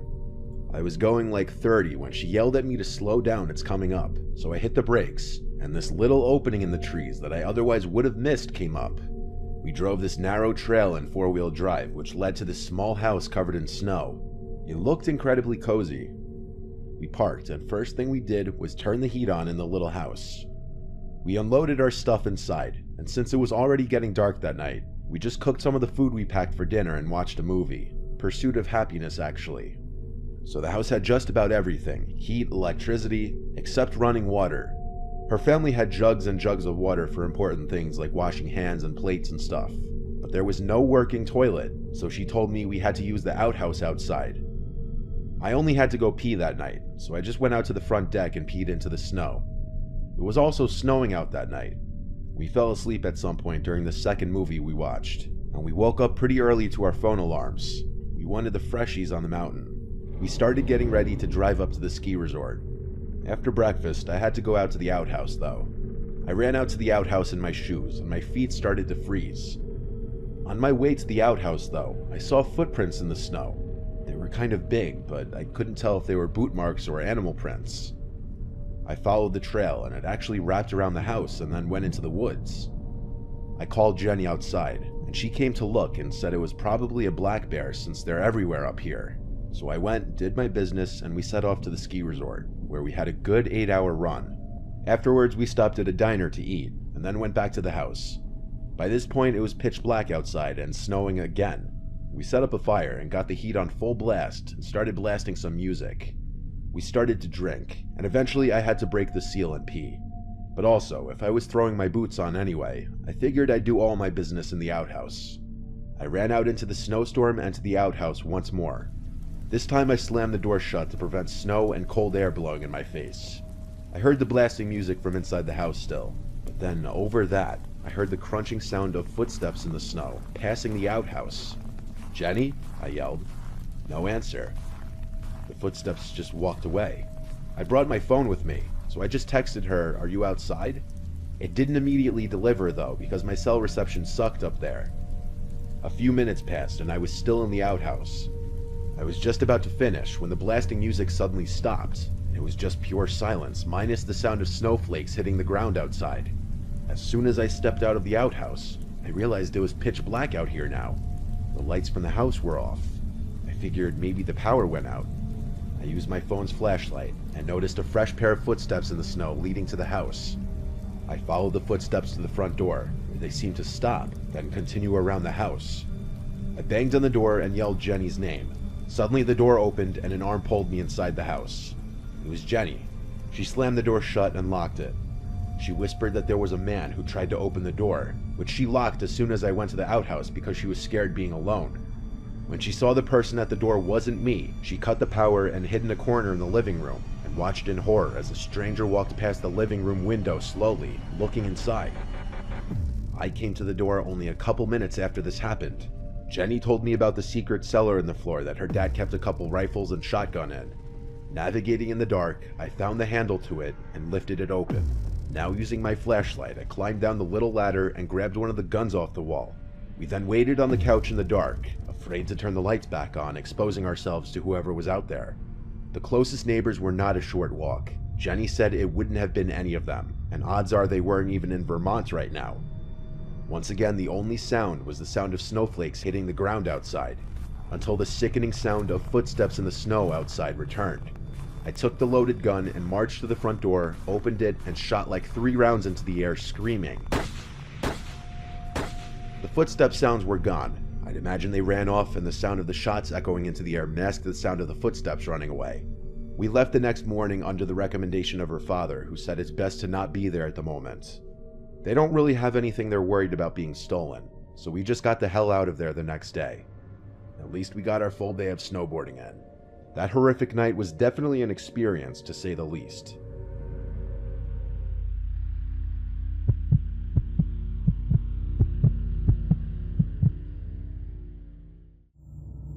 My name is Howard. I'm 25 years old, and I live on my family's farm.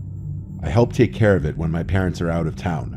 It's just a little family farm, not a commercial farm or anything like that. My parents want me to take it over when they're too old to take care of it anymore, as I'm the oldest of 3 and the only son. But honestly, I don't really want to. I don't see myself staying in the middle of Arkansas my whole life, and especially not after something really weird that happened only last July.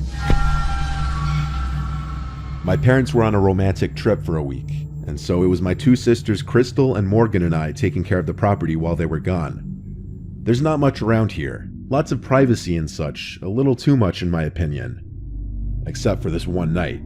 It started later on in the night, as it was approaching time to go to bed.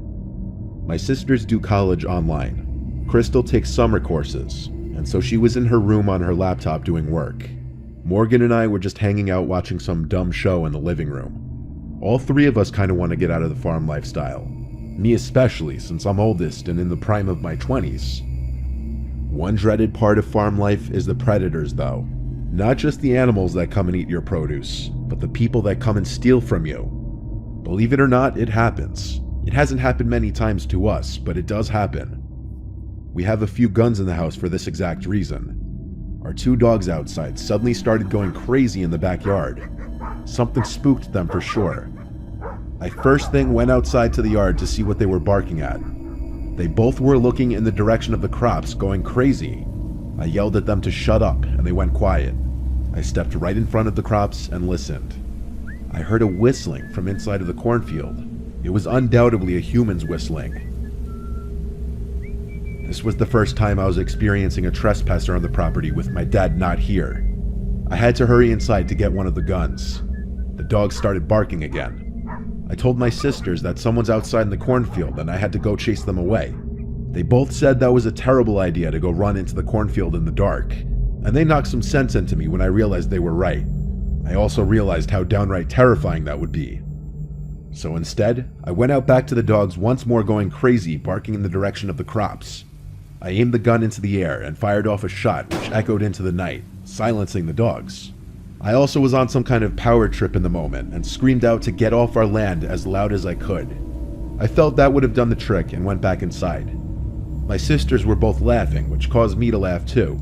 But our little laugh amongst each other didn't last long, because the dogs started going crazy again, even crazier this time.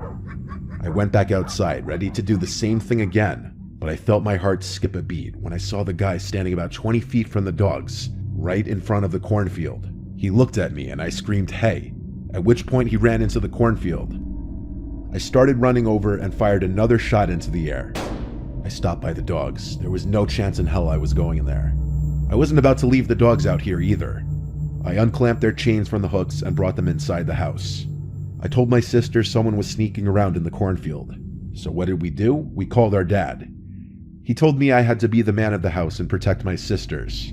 He recommended I fire another warning shot outside if whoever it was came back. After this, we all just gradually went to our respective rooms. My sisters each brought one of the dogs in their rooms and I brought the gun in my room, just because we were all a little spooked by this. I had the window open, and as I was laying in bed watching a movie on my laptop, I heard a whistling from outside. I hurried to the window and looked out to see someone slowly walking in the grass. Then, like he had some sixth sense, he stopped walking and turned to look at my window, still whistling. This jerk was obviously trying to mess with us and scare us. A very stupid idea when I already made it clear I had a gun. I ran to grab the gun off the bed and aimed it out the window. I shot at the grass a few feet away from him, purposely missing, of course. This cut his little horror movie act short, and he ran out of view of my window towards the front of the house. This time he didn't come back. He'd have to be a fool to come back after that. I obviously told my sisters why I shot, and I assured them he would not be coming back. We never found out who it was or why. It could have been some teen or multiple teens just trying to scare some innocent farmers for fun, or it could have been an actually dangerous person.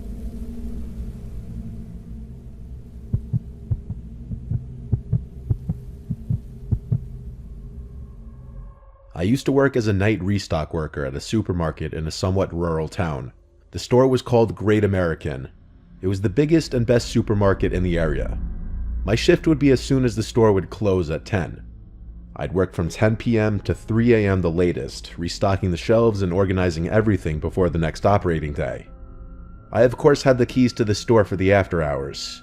It would be a team of two, myself and one other, either Terry, Carter, or Alfonso. Tonight I was supposed to be working with Terry. I arrived to the store and let myself into the back where all the inventory yet to be stocked was. I started my work using the pallet jack to bring a whole pallet of boxes out to the shopping floor. I started with the bread and nuts aisle, rotating the older loaves in the front and putting the newer loaves in the back. Halfway through, I realized I hadn't seen Terry yet. I walked to the back area of the store where the inventory was, where we'd leave our belongings. He wasn't back there yet. I left the back door cracked open with a door stopper for him when he would show up. So I went back to work for another half hour. And with still no sign of Terry, I once again went to the back of the store. He wasn't in there, but I noticed the back door was shut. I assumed that meant Terry was here somewhere. I went to open the back door and saw the door stopper was outside, which I thought was weird that he kicked it outside instead of bringing it in. I called Terry's name and it echoed through the room. He didn't call back, so I decided to call him. He picked up, sounding like he was in bed, and I asked him if he was at work. He said he wasn't coming in tonight because he was sick. Suddenly I got the chills. I told him someone kicked the door stopper off the door, and he said it could have just come undone itself. Nobody else was scheduled to work that night. I told him feel better, and we hung up. I wasn't sure if I was convinced that the door stopper came undone itself, because I kicked it under the door pretty tightly. I did a quick look around just to make sure no one was in the back of the store, and when I didn't see anyone, I went back to work, though I felt a slight sense of unease the whole time. I was stocking the remainder of the bread when I heard a loud sound echo from across the shopping floor. Okay, now someone had to be in here. I got off my knees and went to the middle aisle that intersected all the other aisles. I looked straight down the aisle and stood there for a hot second, and all the way on the opposite side of the store in the dairy aisle, a man dressed in black walked past the middle aisle, looking down in my direction. I felt my heart drop. It felt like that scene from the movie Signs where the alien walks past the birthday party. I had to think logically, that maybe this was someone else filling in for Terry's shift that our boss didn't tell me about. I started to speed walk down the center aisle and yelled "excuse me" very loudly. I looked to the left down every aisle I passed since he went towards the front of the store. In one of those aisles, he was waiting at the end of it, standing there fully facing my direction. When he saw me, he walked out of sight in the direction I was just coming from.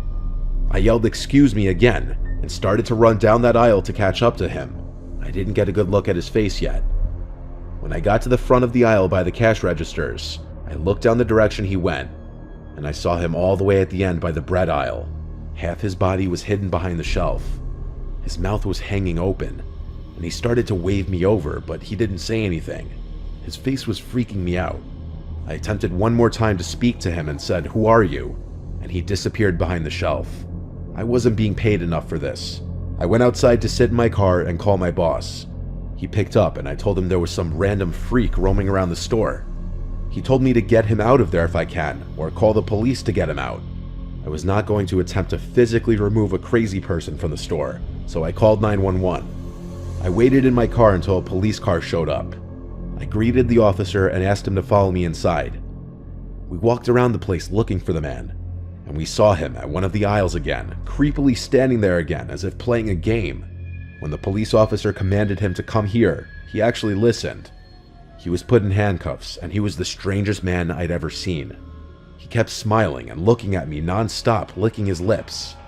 He had huge bags under his eyes. The only words he spoke were when answering the police officer, saying he was looking for a snack. I didn't like the way he was looking at me as the police officer was walking him back outside to his car. It was this menacing, threatening smile that I haven't forgotten to this day. I continued my work after that. Needless to say, I never left any of the doors open again.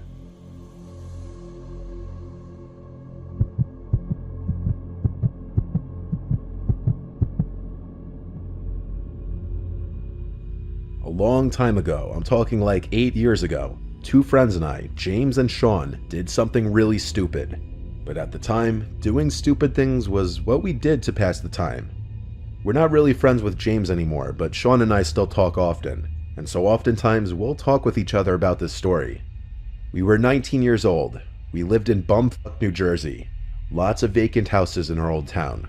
And atop a hilly road not far from our houses was an abandoned church. Locals knew about the church. It was on a closed-off road, and it had been abandoned for many years. I'm not sure if it's still standing or what the current state of it is, as I live in Florida now. But James, Sean, and I, being the troublemaking thrill-seekers we were, came up with this genius plan of bringing a Ouija board to the church late one night. This was October, so I guess we were doing it in honor of spooky season. Sean had the Ouija board in his closet, so he brought it. I drove the three of us, so I first picked up James, then Sean, and we just drove straight towards the church. Since the road up the hill to the church was literally blocked off, we had to park on the side of the road and walk from there. We followed the road up the hill to the church, using one flashlight at first, so as not to overdo it and draw any possible attention. But once we were atop the hill, we pretty much all three of us turned on our flashlights. The church was surrounded by woods in basically all directions, and had a gravel parking lot alongside it. The church had been broken into a million times before, and was littered with graffiti, so the big front door was already ajar. Two of us had to work together to pull it open because it scraped on the floor though. Once inside, we naturally just looked around the place with our flashlights to make sure no one else was in there. It was definitely creepy being in that place at night. Sean set up the Ouija board. Then he pulled out these 3 candles from his backpack as well, and he laughed and said it would add to the experience. He placed the 3 candles in a triangle formation around the board, and as they were all lit, We turned off our flashlights. Now the only light in the whole place was from the candles, creating a much more eerie and uncomfortable vibe. We really couldn't see more than maybe 6 feet in all directions. So we began playing with the Ouija board. Sean was doing most of the talking. At this point, I can't remember exactly what he said, but he definitely opened with "Is anybody there?" and the typical cliche Ouija board questions. The planchette started to move and we started to laugh. I knew it was one of them doing it. I feel like it's not possible to play with a Ouija board with your friends without someone jokingly moving around the planchette. We went along with it though, and whoever was moving it spelled out a few words. As this was going on though, we heard a weird crack type sound come from the altar of the church. Best way I could describe it is it sounded like a big piece of wood cracking in half. It was loud and it sounded like it was done by someone. We all jumped in reaction and hurried to shine our phone's flashlights in the direction of the altar. There was no one there as far as we could see. I think both of them were just as freaked out as I was after that. But the place was old and falling apart, so some weird noises here and there didn't seem that crazy, and so we kept going. We all took turns asking the board questions, but the planchette was no longer moving. I think because that crack sound freaked all three of us out, and now we were taking it more seriously. This went on for some time, until another sound from the altar area broke the silence again. But before we even had time to shine our lights over there again, something landed on the Ouija board, causing all of us to jump and scream. It was a rock about the size of a golf ball. All three of us just had our hands on the planchette 2 seconds ago, and there was no way any of us could have done that. We all three got up and ran back out of the church screaming, leaving the Ouija board and candles behind. We ran all the way down the hill and back to my car, and fearing we were being chased, we didn't stick around. I drove us all back to James's house, where we just sat in the car for a good half hour talking, wondering what exactly just happened. Sean is very religious and superstitious as well. He was confident we had reached a spirit of some kind. I don't really believe in any of that stuff. I believe there was someone else in the church with us, which I find to be equally terrifying. Sean went back to the church the next day with James to get his Ouija board back. And to make things even stranger, the Ouija board was missing, but the candles were still in place. When they saw it was missing from the entrance, they decided to just leave right away. This remains to be the single scariest experience of my life.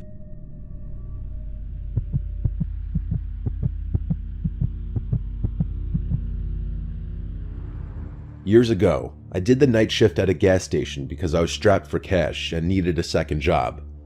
I worked the night shift there for a few months.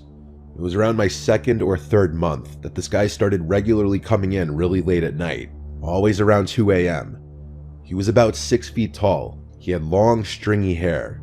He'd always come in, buy a tall boy, and leave. But after a while, he one night asked me my name. I told him my name, and he just kept saying, "Rob, I like that," as he'd laugh to himself. He cracked open the tall boy he just bought, and walked out of the store talking to himself. He was clearly hammered. This was the night I was curious to see if he had been drinking and driving every single time that he'd come to the store. I watched as he left, and he walked out of sight off the gas station property. That would make sense. He never once bought gas anytime he came in. He'd always just buy alcohol. I'd seen him just about every night after that for a while. He'd come in, some nights noticeably drunker than others, and sometimes he'd just lean on one of the shelves for a while and not say anything. He'd always greet me with a "Hey Rob" anytime he'd come in. One night he was just leaning on a shelf, drinking the tall boy he just bought, not saying anything, just staring at a wall. I asked him for his name finally. He looked at me, took about 5 seconds, and said, "Bob." Now I always felt like Bob is a go-to fake name when you're lying about your name. I wondered if the first thing that came to mind for him was Bob because it rhymes with my name, but I went with it. I said, "So Bob, where do you work?" He laughed so loud it actually startled me. He said he doesn't work. He said the government completely fucked him out of his job. I got the vibe he was wasted again. He looked at me with an angry looking face, but interestingly said, "I like you, Rob. You seem like you know what you're doing." I didn't know what that meant, but he walked out of the store right after that. I didn't see him again for a while. I'd say over a week passed, which for a regular like him was a while. Bob always gave me this off, mildly creepy vibe. I figured he was usually drunk, but something was obviously wrong in his personal life. Well, one very stormy night, with less customers than usual, likely because of the storm. I heard the ding of the front door as someone entered, and I swear before looking I imagined it to be Bob, and when I looked, I was shocked to see it was actually him.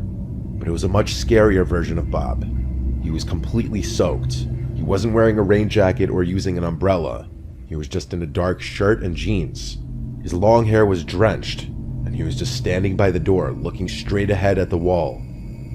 He looked like he was angry, and yet his mind was elsewhere, like his thoughts were running. The way he was standing there blankly, staring at nothing, completely soaked, it was freaking me out. I said, "Bob, are you okay?" He didn't turn his head or move. He stood still and said, "I did something really bad." I asked, "What did you do?" He then looked at me, said, "I need somewhere to hide," then walked past me at the register towards the little restroom hallway. He disappeared behind the wall, and I heard one of the doors open and close.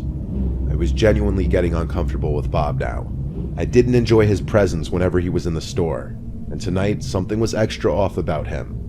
He seemed like a zombie, and that "I did something really bad" comment was incredibly creepy. Some time passed, and Bob never came out from the bathroom. I assumed he was wasted again, probably passed out or puking. Either way, I didn't want to intervene. And then, the next thing I remember, the lights to the place cut out, and the store was completely dark. I was standing in a pitch-dark gas station during a major storm with an unhinged drunk man. I used the flashlight from behind the counter to make my way towards the back of the store by the inventory storage and the panel board. The door to the back was in the same little hallway as the restrooms. As I walked by the two restroom doors, both of them were ajar, and Bob wasn't in either of them. I went through the door to the back. I was planning on going straight to the panel board, but I stopped when I heard a slight dripping in the room somewhere, and the squeaking of wet shoes. My heart sank into my stomach. I said, "Bob," in a very weak and scared voice. I heard squeaks right to my left. When I pointed my flashlight in that corner, there was Bob, with his eyes opened wide, and he lunged at me and started screaming, "I'm gonna fucking kill you." I pushed him off of me as he was clawing at my back. I ran back through the door to the front of the store. He didn't follow me. I grabbed my rain jacket and ran straight to my car. I sat in my car as I dialed 911 and spoke to an operator. I stayed on the line with her, and it didn't take long for a couple police officers to arrive and go inside with me. Bob was still hiding in the back room, huddled in a corner, apparently like some rabid creature. His pupils were huge. I only noticed it then. He was on something. They took him to the station after I told them that he lunged at me, threatened to kill me, and stated that he did something really bad earlier. I found out over a month later that this Bob guy's real name was Martin, and he had brutally beaten his ex-wife to death. It might have happened on that same night that he came into the gas station. Long story short, I never wanted to work another night shift at any job ever again after this night.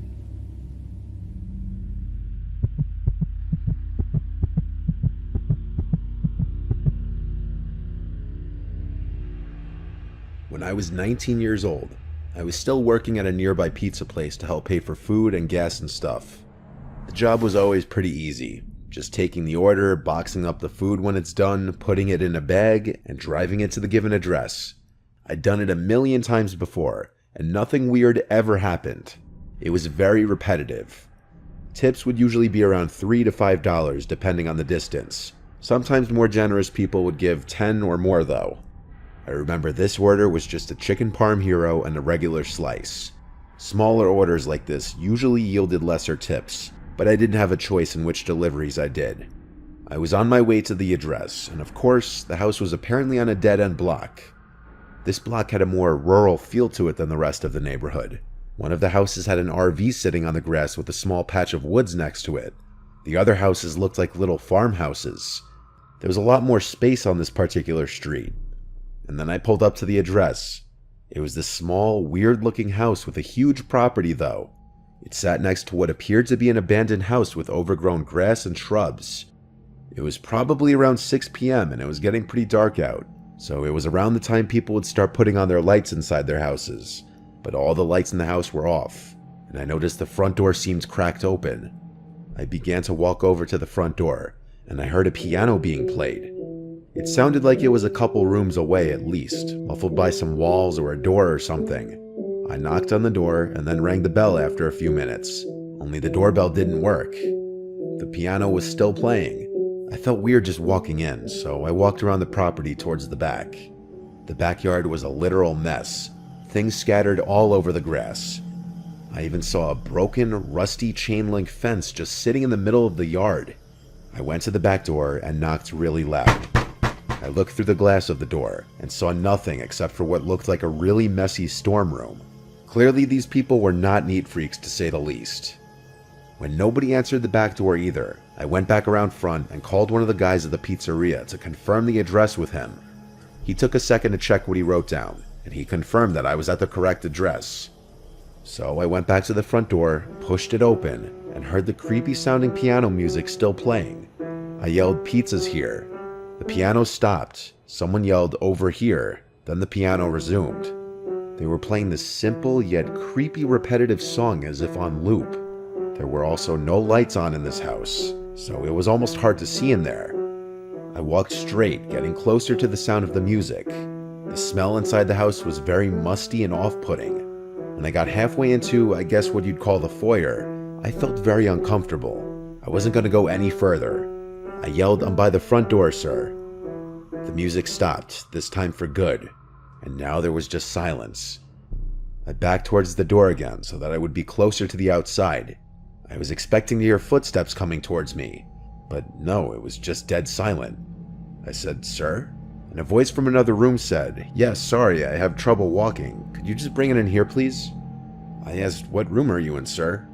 And he took a moment to answer back, "If you just walk through the living room, I'm in the dining room." There were no directions on the phone to do any of this, so this was very strange. I thought for a second about my next course of action. I felt bad leaving in the case that this was some old, feeble man just living in a messy house. I started walking through the living room, and there was an opening that led to what I presumed to be the dining room. Me being my overly cautious and paranoid self was still suspicious. Instead of walking straight into the dining room, I peeked around the wall just enough for one eye to see into the room. I saw the piano, but there was no one sitting at it. I also didn't see anyone in the entire room. With that, I quietly but quickly walked back towards the front door, shut the door behind me, and drove back to the pizzeria. I explained that I got a sketchy vibe inside the house. My boss was completely understanding, especially when the alleged customer didn't call back asking why I left. That said everything. I didn't really understand the logic in trying to commit a robbery in your own house, and nor did my boss or coworkers. So later that night after work, I looked up that address, and that house was foreclosed on months ago, and it had been vacant. When I told this to everyone, they had the same mouth-dropping reaction I did. I was truly mere steps away from probably getting robbed. That, or someone was trying to play a horrible prank on an unsuspecting pizza delivery guy.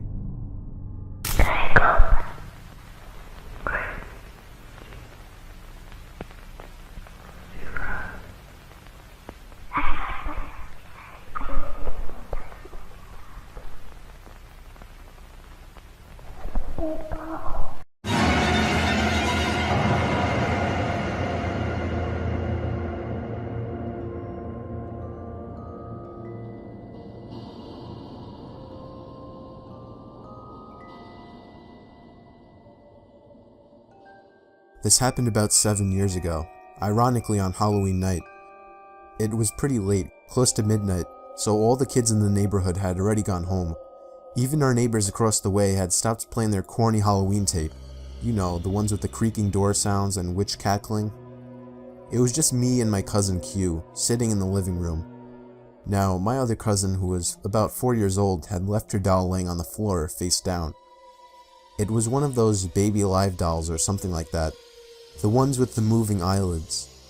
Q had issues with that doll the moment it was bought. She hated it and said it was creepy. In fact, she often threw it down the basement stairs. I had no problems with it, and so it stayed on the floor so my little cousin could pick it up in the morning. It was very quiet for about half an hour, until I heard a loud, rasping, shuffling noise that seemed to be coming from outside. It sounded like an older man right outside our window. I turned to Q, who looked back at me. "Did you hear that?" "It's probably the neighbor's tape again," she said. She went back to typing on her computer. It was silent for another minute before we heard the rasping noise again, louder this time. It sounded like the man was trying to say something. I got up from the couch and peeked out the window. Absolutely no one out there, not even in the street. Our neighbor's house was dark. It was as still as any night in our quiet neighborhood. "There's no one out there," I said, looking back to Q. She didn't say anything. I was kind of getting freaked out. Another minute passed, and this time there was whispering, but loud whispering. I remember it sounded like a kid and a woman. Q finally looked up from her computer. "It's that doll," she said. Of course she thought it was. She was very superstitious. I gave her a skeptic look. Let me say this, I don't believe in the paranormal. I leant down and picked up the doll. It was fine. Her eyes were closed. I forgot to say that it had a voice box thing in it, but it didn't have any batteries. I put it back down. "No, it's not. Just leave it alone," I told her. It was silent again. I went back to my seat on the couch. The rasping started again, and I heard the man say something garbled, followed by wheezing. I jumped up from the couch. I was going to see if it was coming from the backyard. Just as I started walking, I noticed that the doll had moved a little. I picked it up again and turned it over. Its eyes were open and it was heavier than before. I dropped it and Q threw it down the basement again. I still have no idea what to think. Q denies it ever happened, and my little cousin never asked about her doll after that. I saw the doll only one time after that, on the top basement step laying on its side. This time, I pushed it down the steps.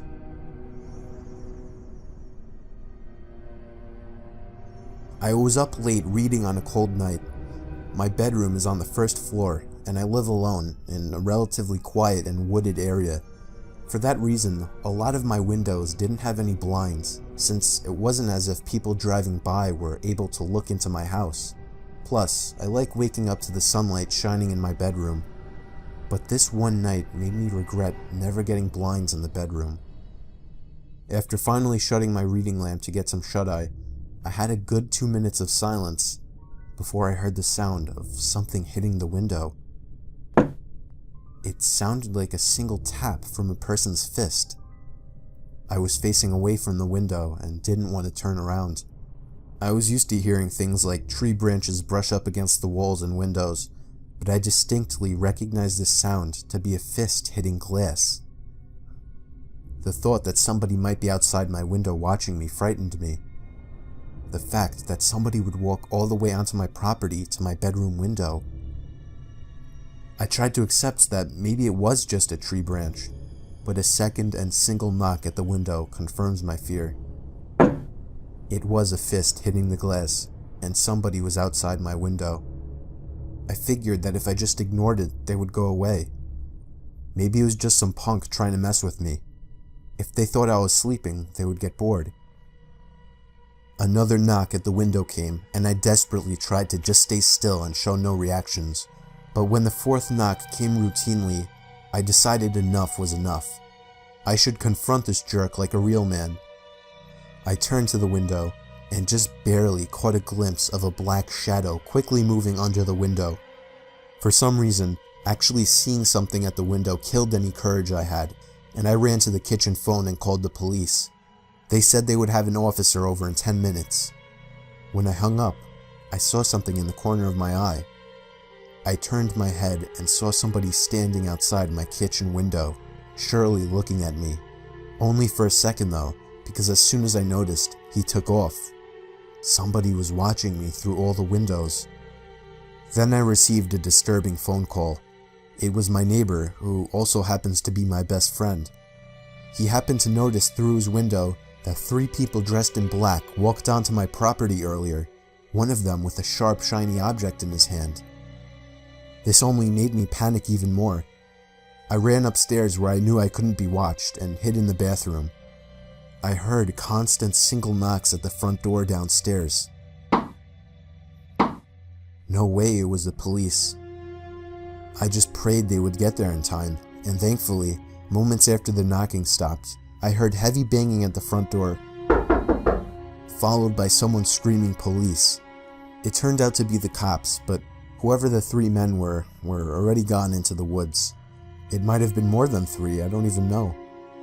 All I know is they were never caught, and that I went out to get blinds the same week.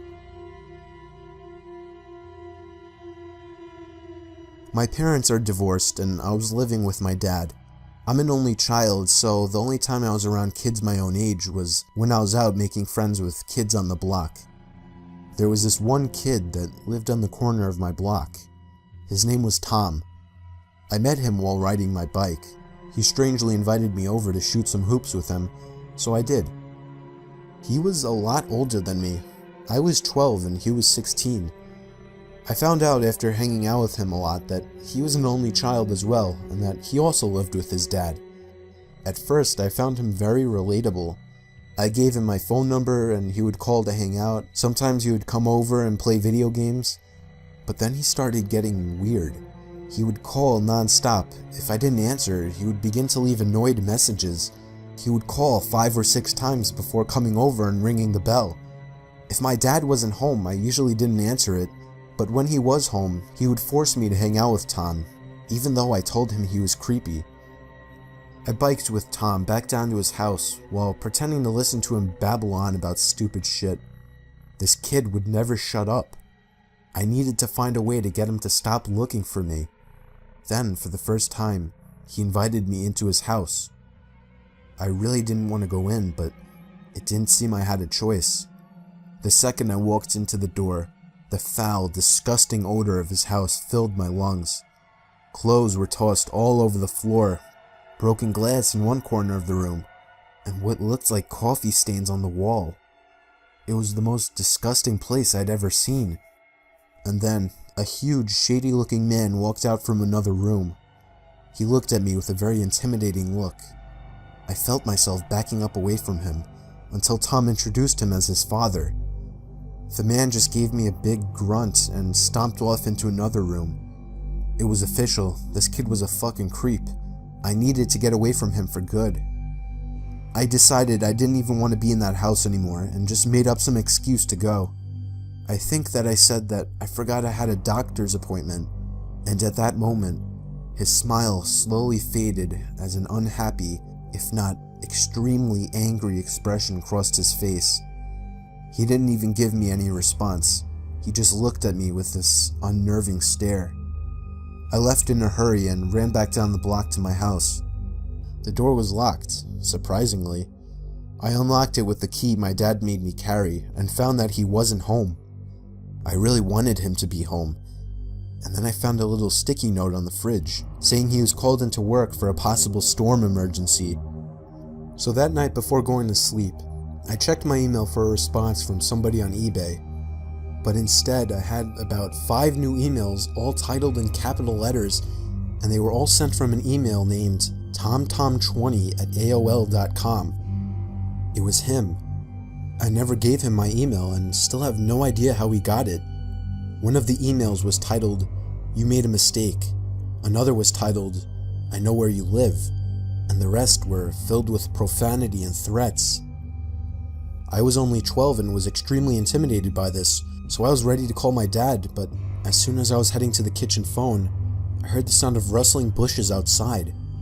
I opened the blinds of the window that was facing the bushes, and was greeted by the face of a huge man who I instantly recognized as Tom's dad. I called the police, but by the time they arrived, he was already gone. When my dad came home early because of this situation, we went on to get a restraining order as soon as possible. Tom and his dad moved out about a month after that. I moved into a house that my aunt and uncle had been renting out for several years after they built a new place. I spent a few months alone before a buddy from work asked if I was looking for a roommate. I thought about it for a few days and ended up allowing him to move in. It was a 2-bedroom place with a den and office in the garage. He decided he wanted his own space as the bedrooms were right next to each other, so he moved his stuff into the office in the garage. And I have to admit, it was a pretty cool setup he had. The only problem, he didn't have a bathroom or kitchen out there, so he would use the kitchen and toilet in the house.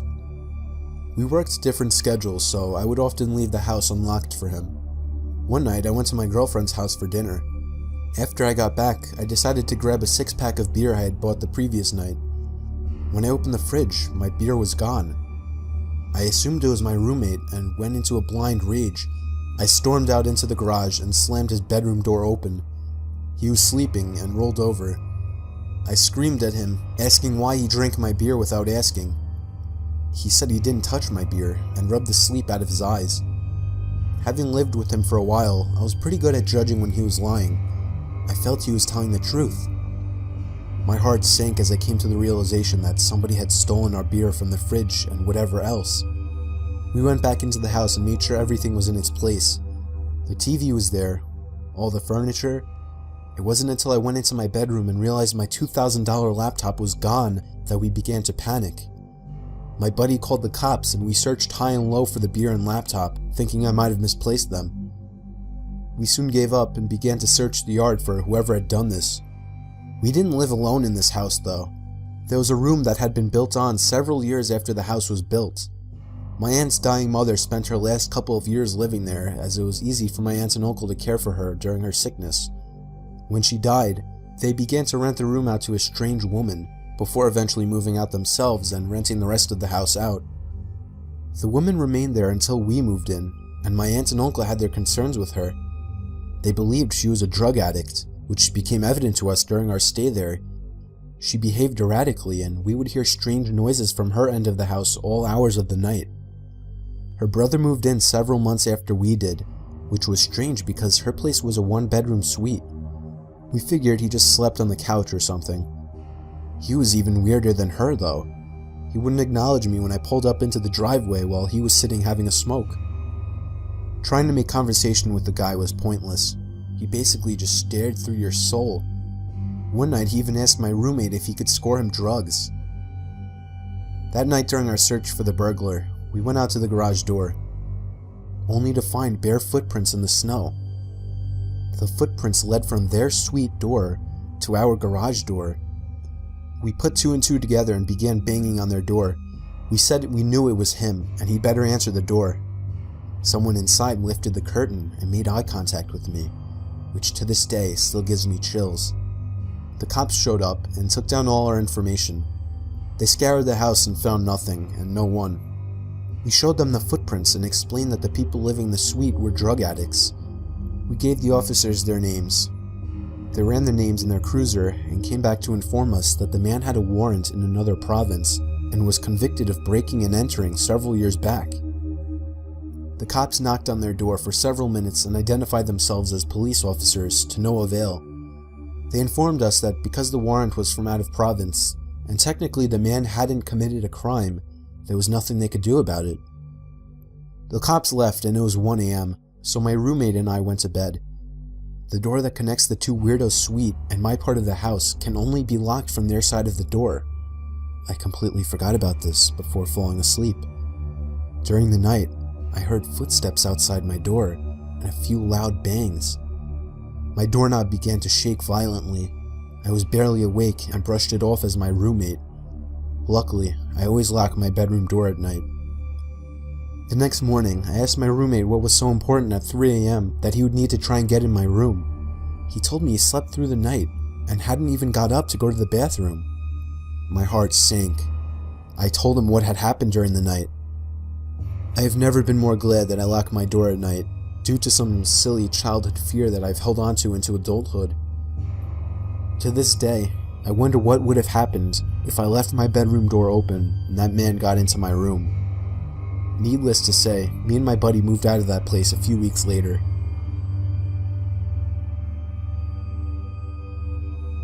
It happened on my friend's 21st birthday. We were throwing him a big party filled with alcohol. There were a lot of people I didn't know there. It was just chaotic in the house. There were probably 100 people.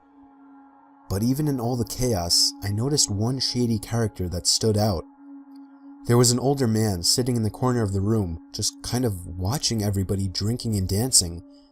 I didn't think much about it at first, assuming it was someone's dad or uncle or something. But as the night died down, and more than half of the guests had already left, the man was still there, by himself in the corner. At that point, I asked one of my friends who that guy was, and he said he had no idea. We decided to wait until most of the guests had left, figuring maybe he would too. And when the last of the guests were gone, we went back into the living room, and surely enough, he was gone.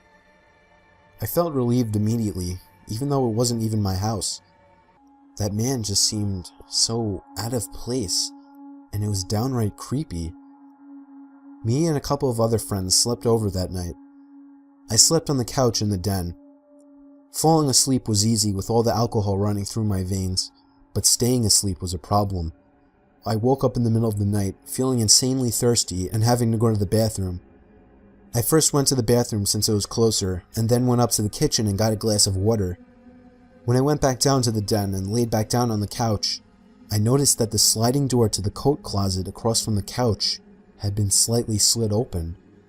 It was too dark to see anything else though, like anything inside of it. I felt a chill run down my spine as I remembered the creepy man sitting in the corner. The idea of that man hiding in the closet immediately popped into mind. I continued to lay still, under the assumption that he was watching me through the open door of the closet. I began to plan my escape. I could jump over the other couch and land right next to the stairway upstairs to the living room, but I just had to gather up the courage to do it. Then I saw the closet door slide open a little more, and that's when I got the courage to run for it. I jumped over the couch and ran up the stairs. I could hear the closet door fully slide open and somebody running after me. I screamed at my friends who were on the couches to wake up. All three of my friends that were in the living room woke up and looked at me as if I were crazy. I knew that we now outnumbered him 4-1, so I looked at the stairs and waited, but he never came up. My friends demanded an explanation, so I told them that the creepy man from earlier was hiding in the coat closet, and he almost chased me up the stairs. Just then, we heard the back door from down in the den open up, and we all looked at each other. We called the cops, but the man was never found. He simply left through the back door. When I was going to college in North Carolina, I started working at a local TJ Maxx store for some extra cash. Since I was in class during the day, I usually worked the later shifts. One night I was walking to my car. I think it was about 11 or 11:30. As a safety protocol, all of the employees left together and the security guard would watch from the sidewalk to make sure we all got to our cars all right. I was approaching my car when I heard a car pull up behind me. I turned around and there was a woman with her teenage daughter in the passenger seat. She rolled the window down and started giving me a story about how they just came into town to visit family and that they're out of gas and have no money, and then asked if they could borrow a few dollars. I told them the truth, which was that I had no cash on me. I never carry cash. So she just looked at me and asked very hurriedly if I would get into the car with them, go to the gas station, and buy them about $10 worth of gas. I mean, obviously I said no, and she asked a few more times. It wasn't until I had said no that I noticed the daughter in the passenger seat had been staring at me the whole time, and she was licking her lips and wringing her fingers. At that point, I bolted back to the store where the security guard was, because they had pulled up behind my car, so I would have been stuck there. I told him what had happened. He started walking to their car, and they sped away.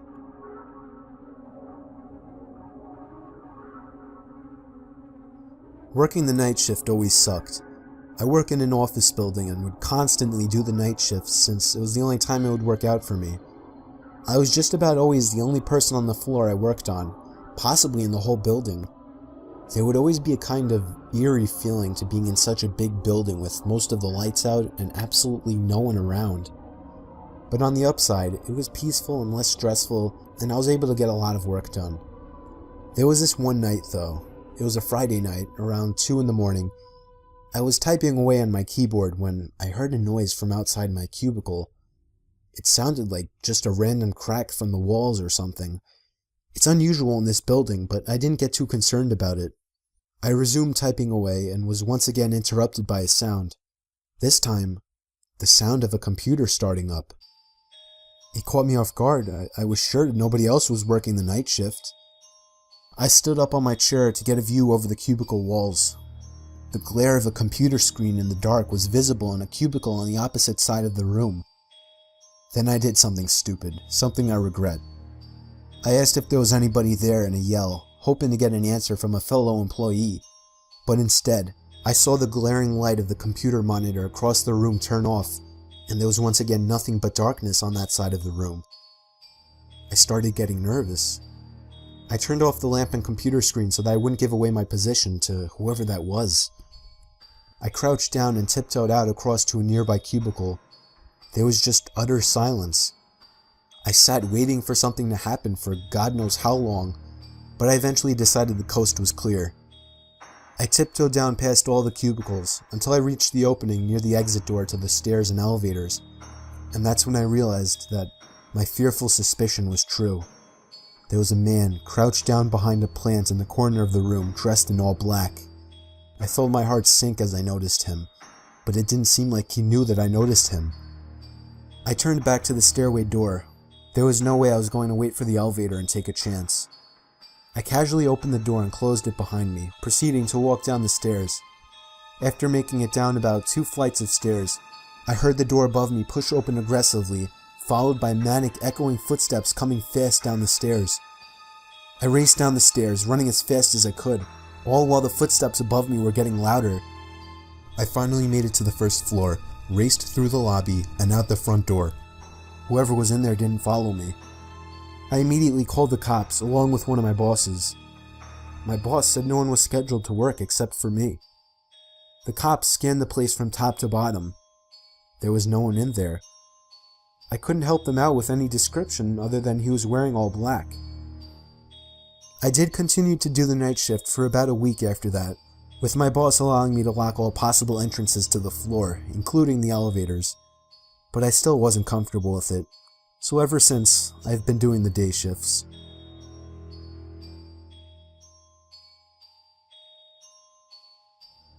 It was 4 a.m. on a Saturday night. I woke up to my stomach rumbling, and nothing is worse than trying to sleep on an empty stomach. So I got out of bed and made my way to the kitchen to make a sandwich. But immediately I noticed that the cabinet was open. I'm always super obsessive over closing everything I open, so I couldn't believe that I had done that. I found it more odd than most people would. That's just how I am. Most people would shut the cabinet and forget about it, but I went as far as investigating around the house for any unwanted guests. There was nobody in any of the closets I checked, but when I went down to the den, the back door was wide open.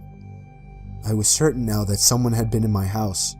I somehow had the balls to step outside and turn on the patio light, and there was somebody sitting in one of the patio chairs. He looked at me with a blank expression and got up slowly. He looked filthy, almost homeless. His hair was down to his shoulders. He started walking closer to me.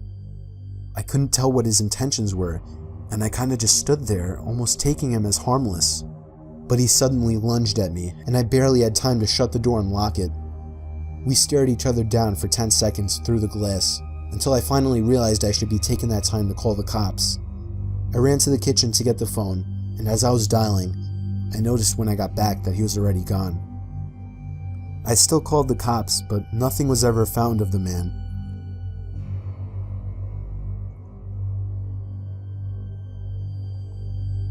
This is a very weird story that took place a few months ago. I still live in the same house this happened in. I have an electrical outlet under my bed that I use to charge my phone with. I leave my phone up on the ledge above my bed every night, usually using it as an alarm.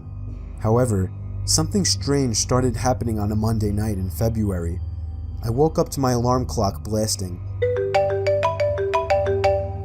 Only it was still dark out. I looked at my actual alarm clock sitting on my desk. It was 4 in the morning. I wasn't sure if I'd accidentally set a new alarm. The alarm was titled Down.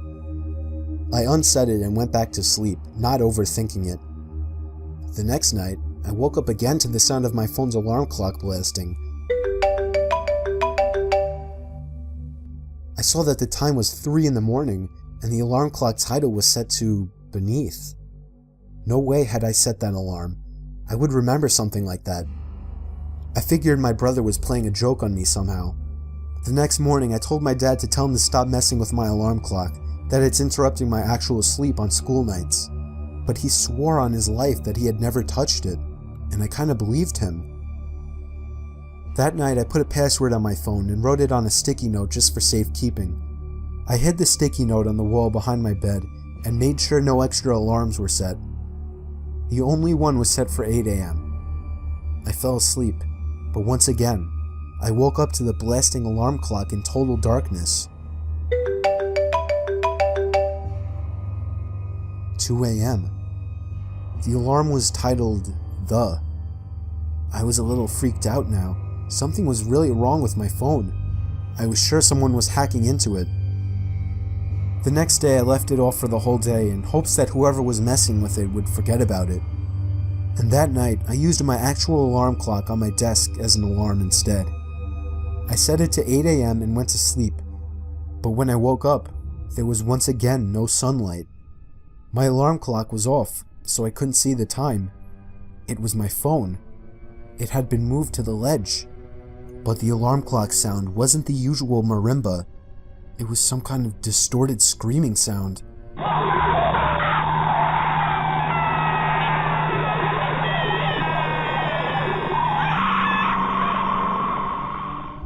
I turned off the alarm, which was titled Bed.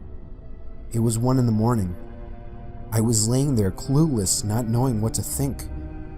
My phone was at 10%, so I reached down under my bed to try and find the charger that's normally plugged into the wall. It was missing. And then, at the worst possible time, I realized exactly what it all meant. The 4 alarm titles formed a sentence: down beneath the bed. I tried to pull my arm away, but it was too late. I felt a hand grab my arm and squeeze tight.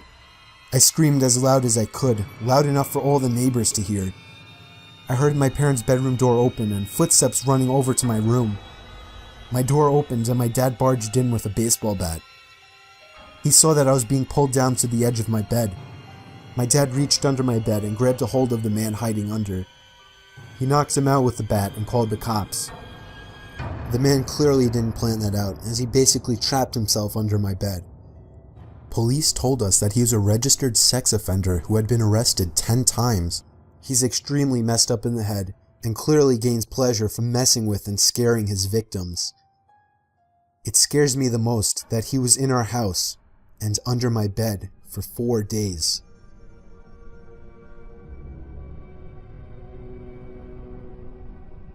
The most horrifying experience that ever happened to me didn't even directly happen to me. I have a friend that I'll call Ty. We would hang out or at least text every day, but there was this one day that he didn't respond to any of my texts or calls. I went over to his house, which was a block away, to see if he was alright. I knocked and rang, but he didn't answer, which was weird because his car was there. I got the feeling he wanted to be left alone. But late that night, I got a FaceTime request from an unknown number. I cautiously answered it with the camera aimed away from my face. A face popped up on the screen, and it was Ty. I felt so relieved and showed my face. When I got a little better look at his face, I noticed he looked different. Like, a lot more tired and, I don't know, paranoid, I guess. And he was also in an unfamiliar room. I asked him where he was and why he wasn't answering, to which he responded that he was fine and he was at home. I asked him whose phone he was using, and he just took a long pause before answering. He just blankly stared at the camera until finally answering that he was using his uncle's phone. That was really weird, but before I could question him further, he all of a sudden demands that I lend him $10,000 and that he'll pay me back. I can't help but laugh at this until I see that he's serious. More than just serious. His facial expression filled with what looked like worry. I asked him why the hell he needed so much money, and there was once again a huge pause, with him just staring into the camera.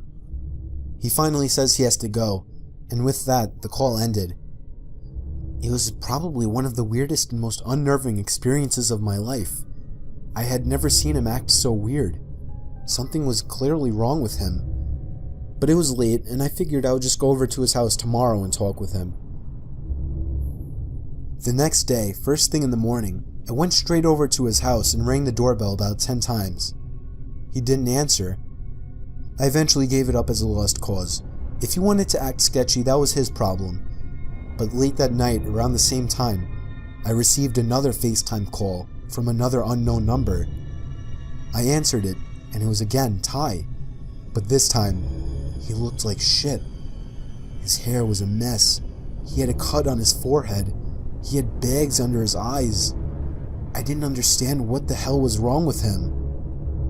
He wouldn't tell me anything. He just kept demanding $10,000 to be paid to some random address, to which I kept telling him no. And then he said something that still haunts me. He said in a shaky, nervous voice, "Come on, don't point a gun at my back." It hit me like a bullet as he said this, accompanied with an ever so slightly twitch of his left eye, to which I interpreted as a wink.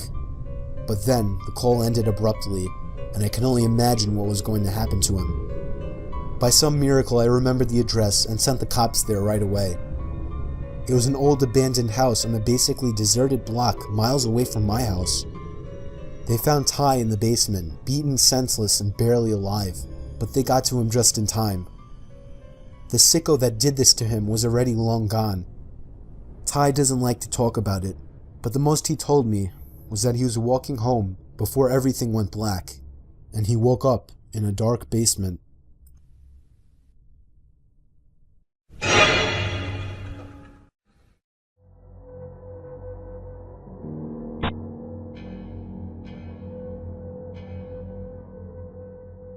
This first video was uploaded by a YouTuber who created his channel to document the weird things going on in his house. He finds that the screwdriver on his kitchen counter seems to be moving on its own, so he checks under the cabinet to apparently show there's no kind of trickery underneath, and also shows there's no kinds of magnets or anything when he picks up the screwdriver.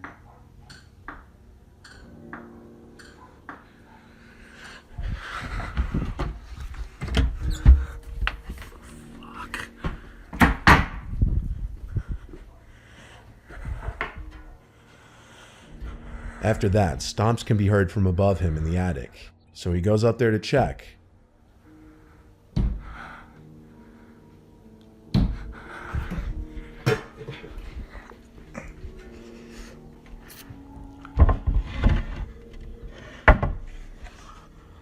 Hello? Hello?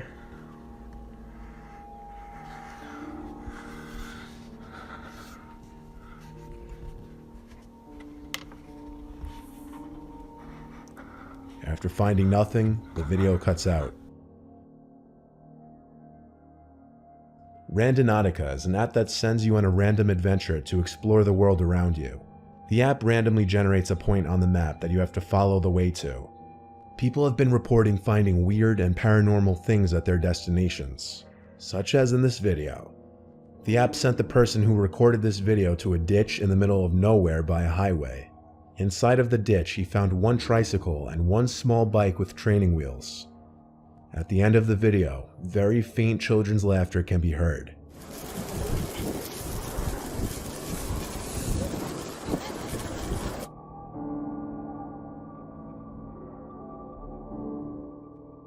This is a short and straightforward clip of a man sitting in his bed in a dimly lit room who started recording after hearing noises and seeing his door slightly move. This is what he caught.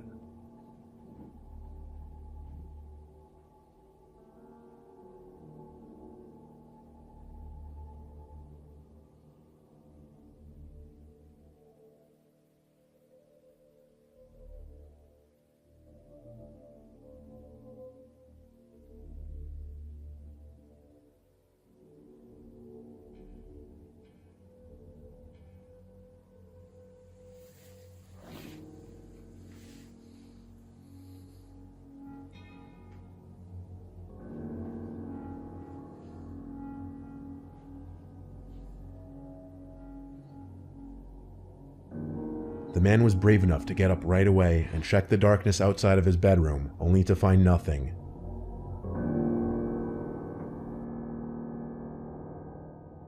This video was filmed by a boy recording his friend jumping into his trampoline. As the two are having their fun, you can notice something in the left corner of the video. You can see a figure dressed in white with black hair crawling out from under the trampoline.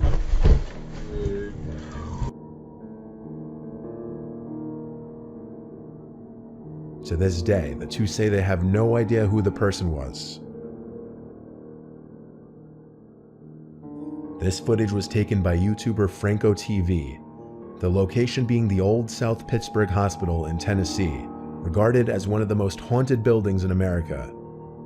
Throughout the video, various sounds and voices can be heard, and things can be seen moving throughout the hospital. As Franco enters the in-house pharmacy, viewers believe they can hear a voice saying either "get out" or "hello." Seconds later, 3 medicine bottles fall over completely on their own. Night vision, the other side there. Are you kidding me? Look at this.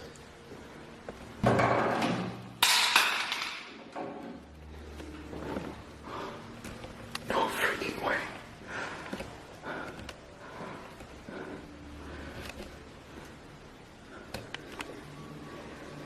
Holy crap. I literally... What the hell was that?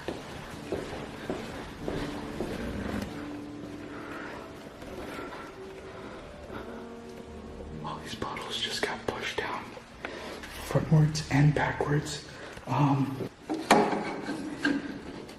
And it's oxycodone. That is a very, very addictive drug. And there is a spirit here that haunts this place that apparently is always waiting for a drug dealer or whatever to come in here that overdosed in this hospital. Later on in the video, after many creepy mannequins, dolls, and moving objects later, Franco finds himself in a hallway where a child's horse toy is seen rocking back and forth on its own and making noises. This leads Franco to believe there's a child spirit in the hallway with him.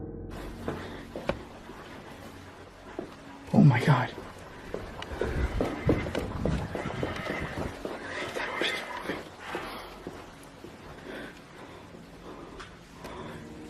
And it's on. What the hell? Is that your horse?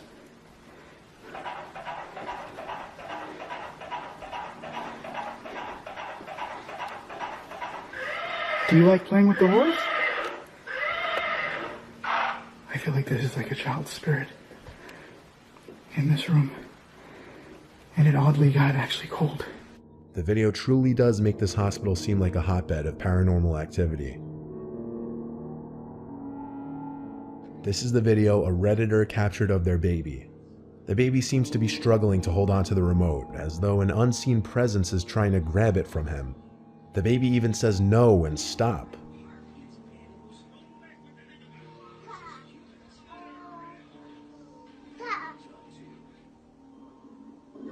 When no one takes your fun seriously. No.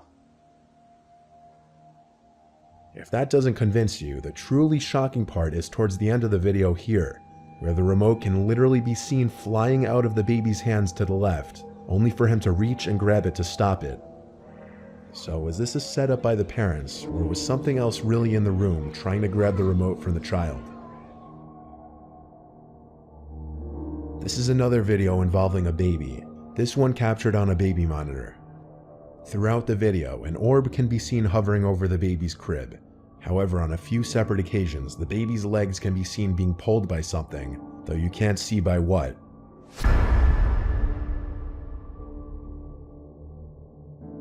The movement is not one the baby would be able to make on its own, as it can actually be seen being dragged around the crib. The orb also seems to move in the general direction that the baby is being pulled. Given that not many sane parents would be willing to set up a rather cruel hoax like this, it may be a little less easy to dismiss. This one is really freaky. This is the footage captured by a surveillance camera aimed at a valuable World War II era ventriloquist doll in its case. In the middle of one night, the case door begins to swing open and closed, but the most disturbing part of the video is when the doll's eyes open and close and its lips appear to move. In addition to this, orbs can be seen flying around throughout the video.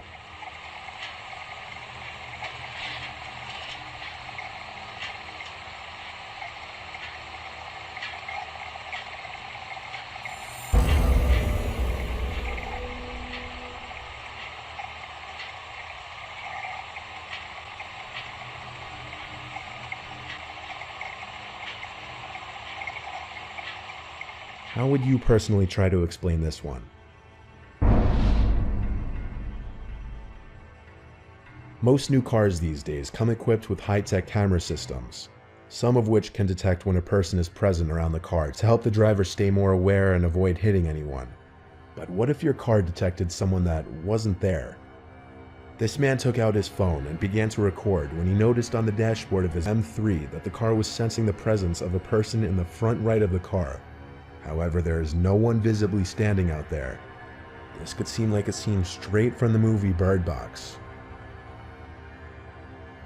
This last video was taken during a police operation in Brazil in what appears to be an abandoned hospital. The police all seem to be confused and shook as they witness what appears to be a door repeatedly swinging open and slamming shut on its own. Cuidado, Judá.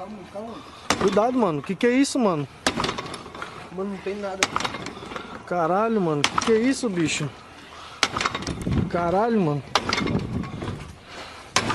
Mano, que é isso, bicho? As they examine the door, no strings or any other forms of trickery could be seen in the video. Vai, mano, vai, mano. Vai, mano, vai, mano. Vai, mano. The group of officers run away after something behind them falls. It's unknown what it was. This holds up to be one of the more credible videos that have recently surfaced on the internet.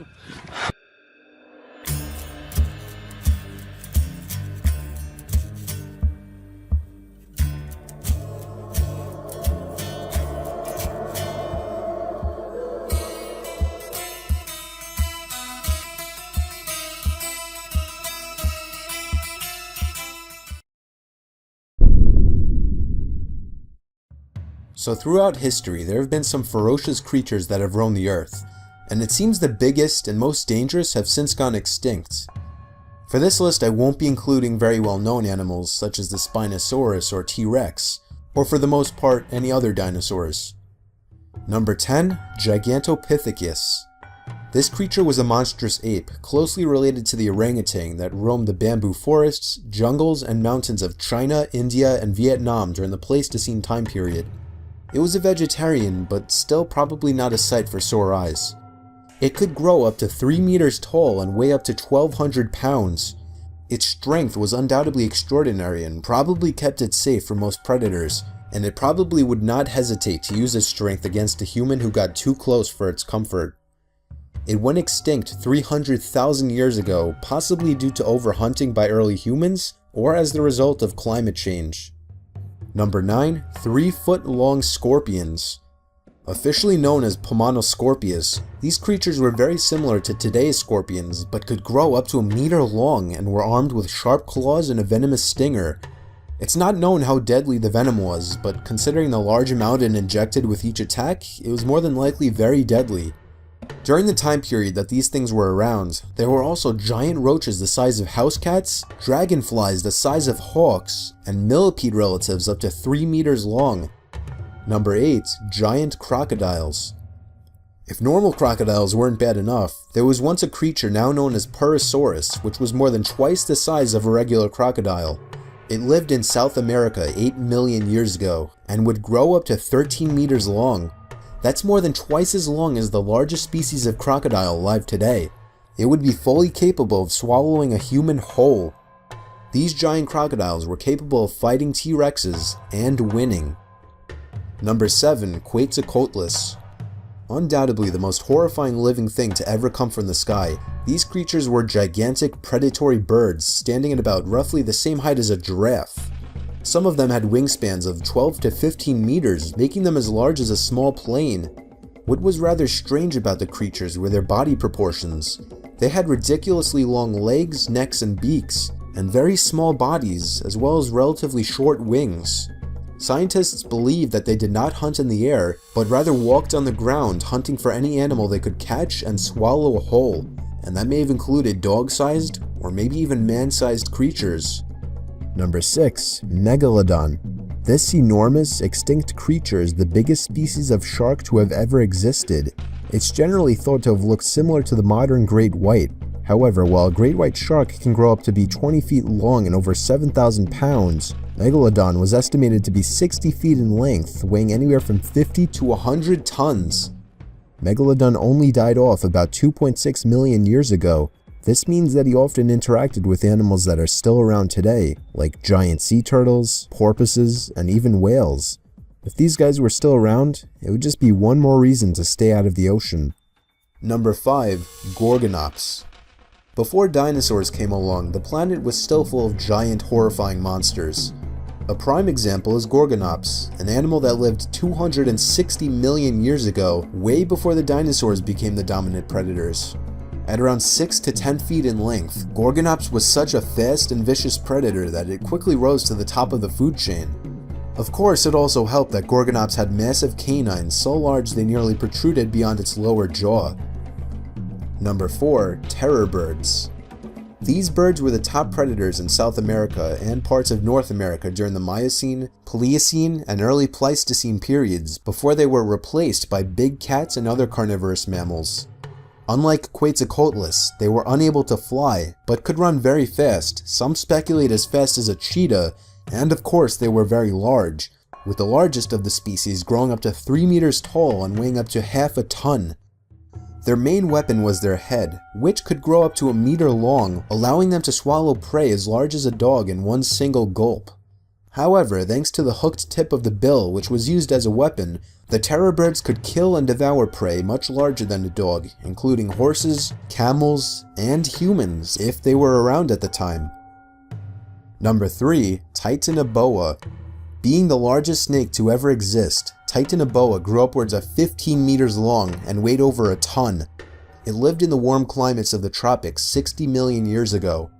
It killed its prey by squashing it like the modern boa constrictor, and there's pretty much nothing that thing couldn't squeeze like a tube of toothpaste. Meaning, this thing would eat you like a boa constrictor would eat a guinea pig, which is why you should be happy it's extinct. Number 2. Arthropleura. If you've ever seen a centipede or millipede crawling through your backyard and you thought that was a whole lot of nope, or perhaps seen or heard of the giant centipede and thought those things were horrifying, then you might not want to know about the Arthropleura, which were massive millipedes that could grow up to 3 meters long. These things had few, if any, predators, and it's not actually known whether they themselves were predators or not, but either way, odds are you would not want to run into one of these things. And number 1, Mosasaurus. Fossil evidence suggests that Mosasaurus could reach as much as 50 feet in length, making it one of the largest marine predators of Earth's history. Mosasaurus's head was like that of a crocodile, lined with hundreds of razor-sharp teeth which could kill even the most well-armored enemies.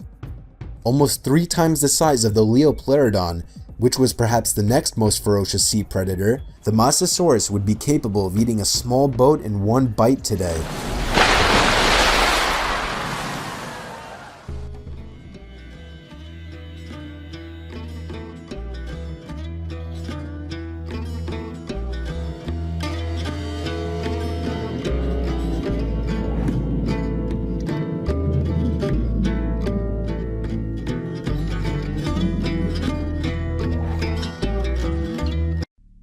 Anyone who's watched a horror movie knows one thing: the characters make horrible decisions, but if they made good decisions, odds are we wouldn't have the movie.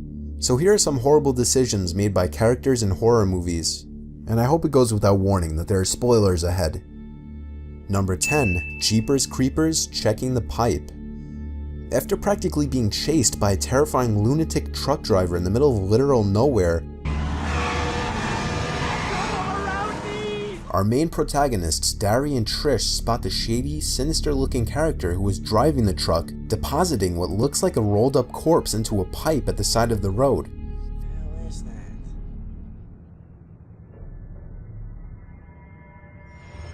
The shady-looking character then quite obviously stares down the two as they drive by, knowing that they witnessed what he had just done. Having to now dispose of the witnesses, the truck driver emerges once again, ramming Dari's car off the road before continuing on down the road. Now, a normal person would just get out of there and report the incident to the first cop they encounter. However, this wouldn't be a horror movie without a horrible idea. Dari decides to go back and check out what was dumped inside the pipe, instead of getting to the nearest phone and calling the police. He ends up falling inside the pipe after getting scared by a couple of rats, and ultimately becomes the creeper's next target. Number 9. Drag Me to Hell, not checking the envelope. At the end of Drag Me to Hell, after Christine had seemingly gotten rid of the cursed button that would send her to hell, Clay, her boyfriend, pulls out a familiar envelope containing none other than the cursed button. It turned out she had mistakenly gotten rid of Clay's envelope containing a quarter instead of the one containing the button. Had Christine simply made the right decision and checked the contents of the envelope first, she would have been freed from the eternal curse.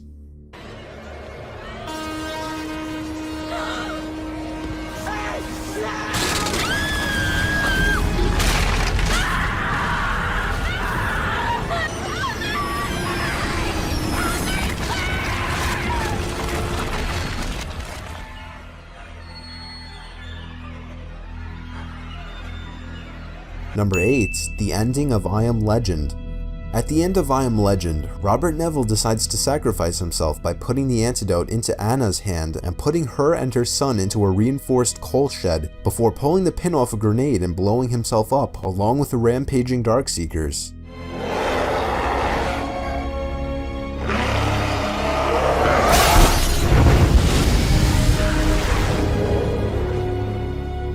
What he could have done differently though was just lob the grenade at them and get into the shaft, since it can obviously fit another person, and it would only take 2 steps for Robert to get inside. Number 7. Helen's death, I Know What You Did Last Summer. While on the run for her life from a crazed hook-welding killer, Helen finds herself only a few feet away from freedom where a marching band and onlookers are seen walking by, but Helen's pointless and foolish decision to turn around and look behind her at the last possible moment instead of running into the crowd of people is nothing short of moronic, and thus it leads to a death that could have been easily avoided.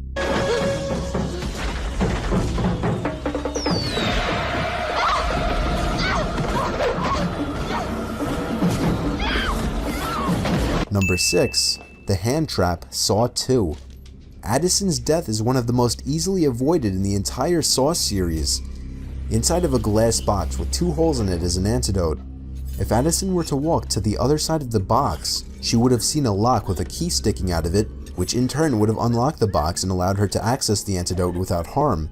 However, she makes the rash decision to put both of her hands inside of the holes, getting herself caught in the blades fitted in the holes. Number 5. Not closing the beach in Jaws. After hearing the news of a giant great white shark on the loose near the shore, Mayor Vaughn refuses to close the local beach and safeguard his citizens.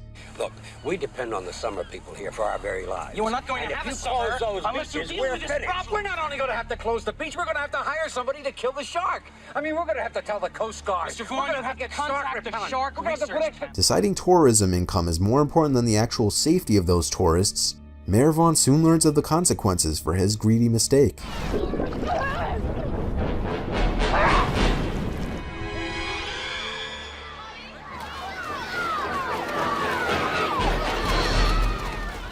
Number 4. The Purge, letting somebody into the house and leaving the safe room.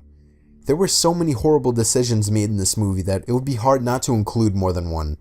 Firstly, one of, if not the biggest one, was when the son, Charlie, decided to disarm the house security system to allow a stranger into his home on the night of the Purge, when any stranger can rob you, hurt you, or kill you and your entire family and get away with it. Not to mention, this man is also being chased by purgers. Somebody please, just open the door. They're coming, Kitty. Somebody please, they're gonna kill me.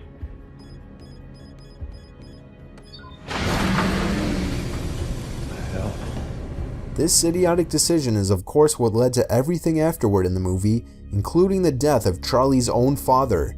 Another ridiculous decision in the movie was the choice of the entire family to leave the safe room while their house is under attack.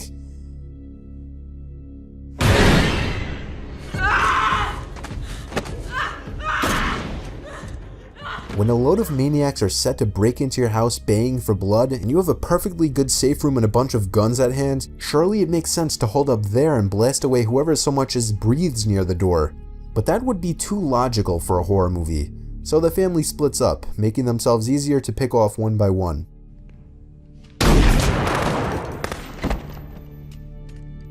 Number 3, Halloween Resurrection, trying to unmask Michael Myers.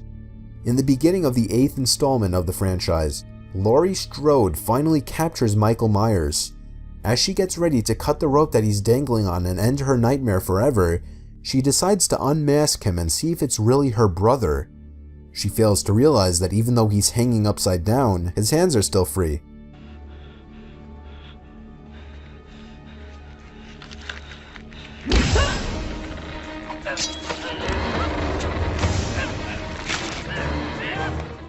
Number 2, Scream Tatum's death. When the Ghostface killer traps Tatum in the garage, she actually manages to put up a good fight for a bit, getting the killer on the ground several times.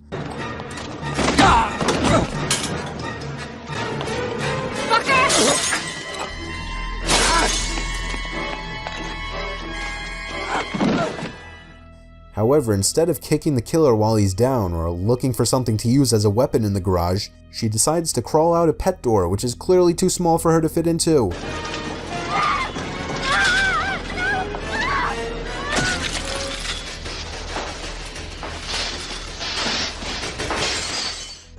And number 1, Saw the foot amputation. After being unable to reach the phone with his arm, Dr. Gordon decided his only choice was to sever his foot. Or he could have used the saw to grab it.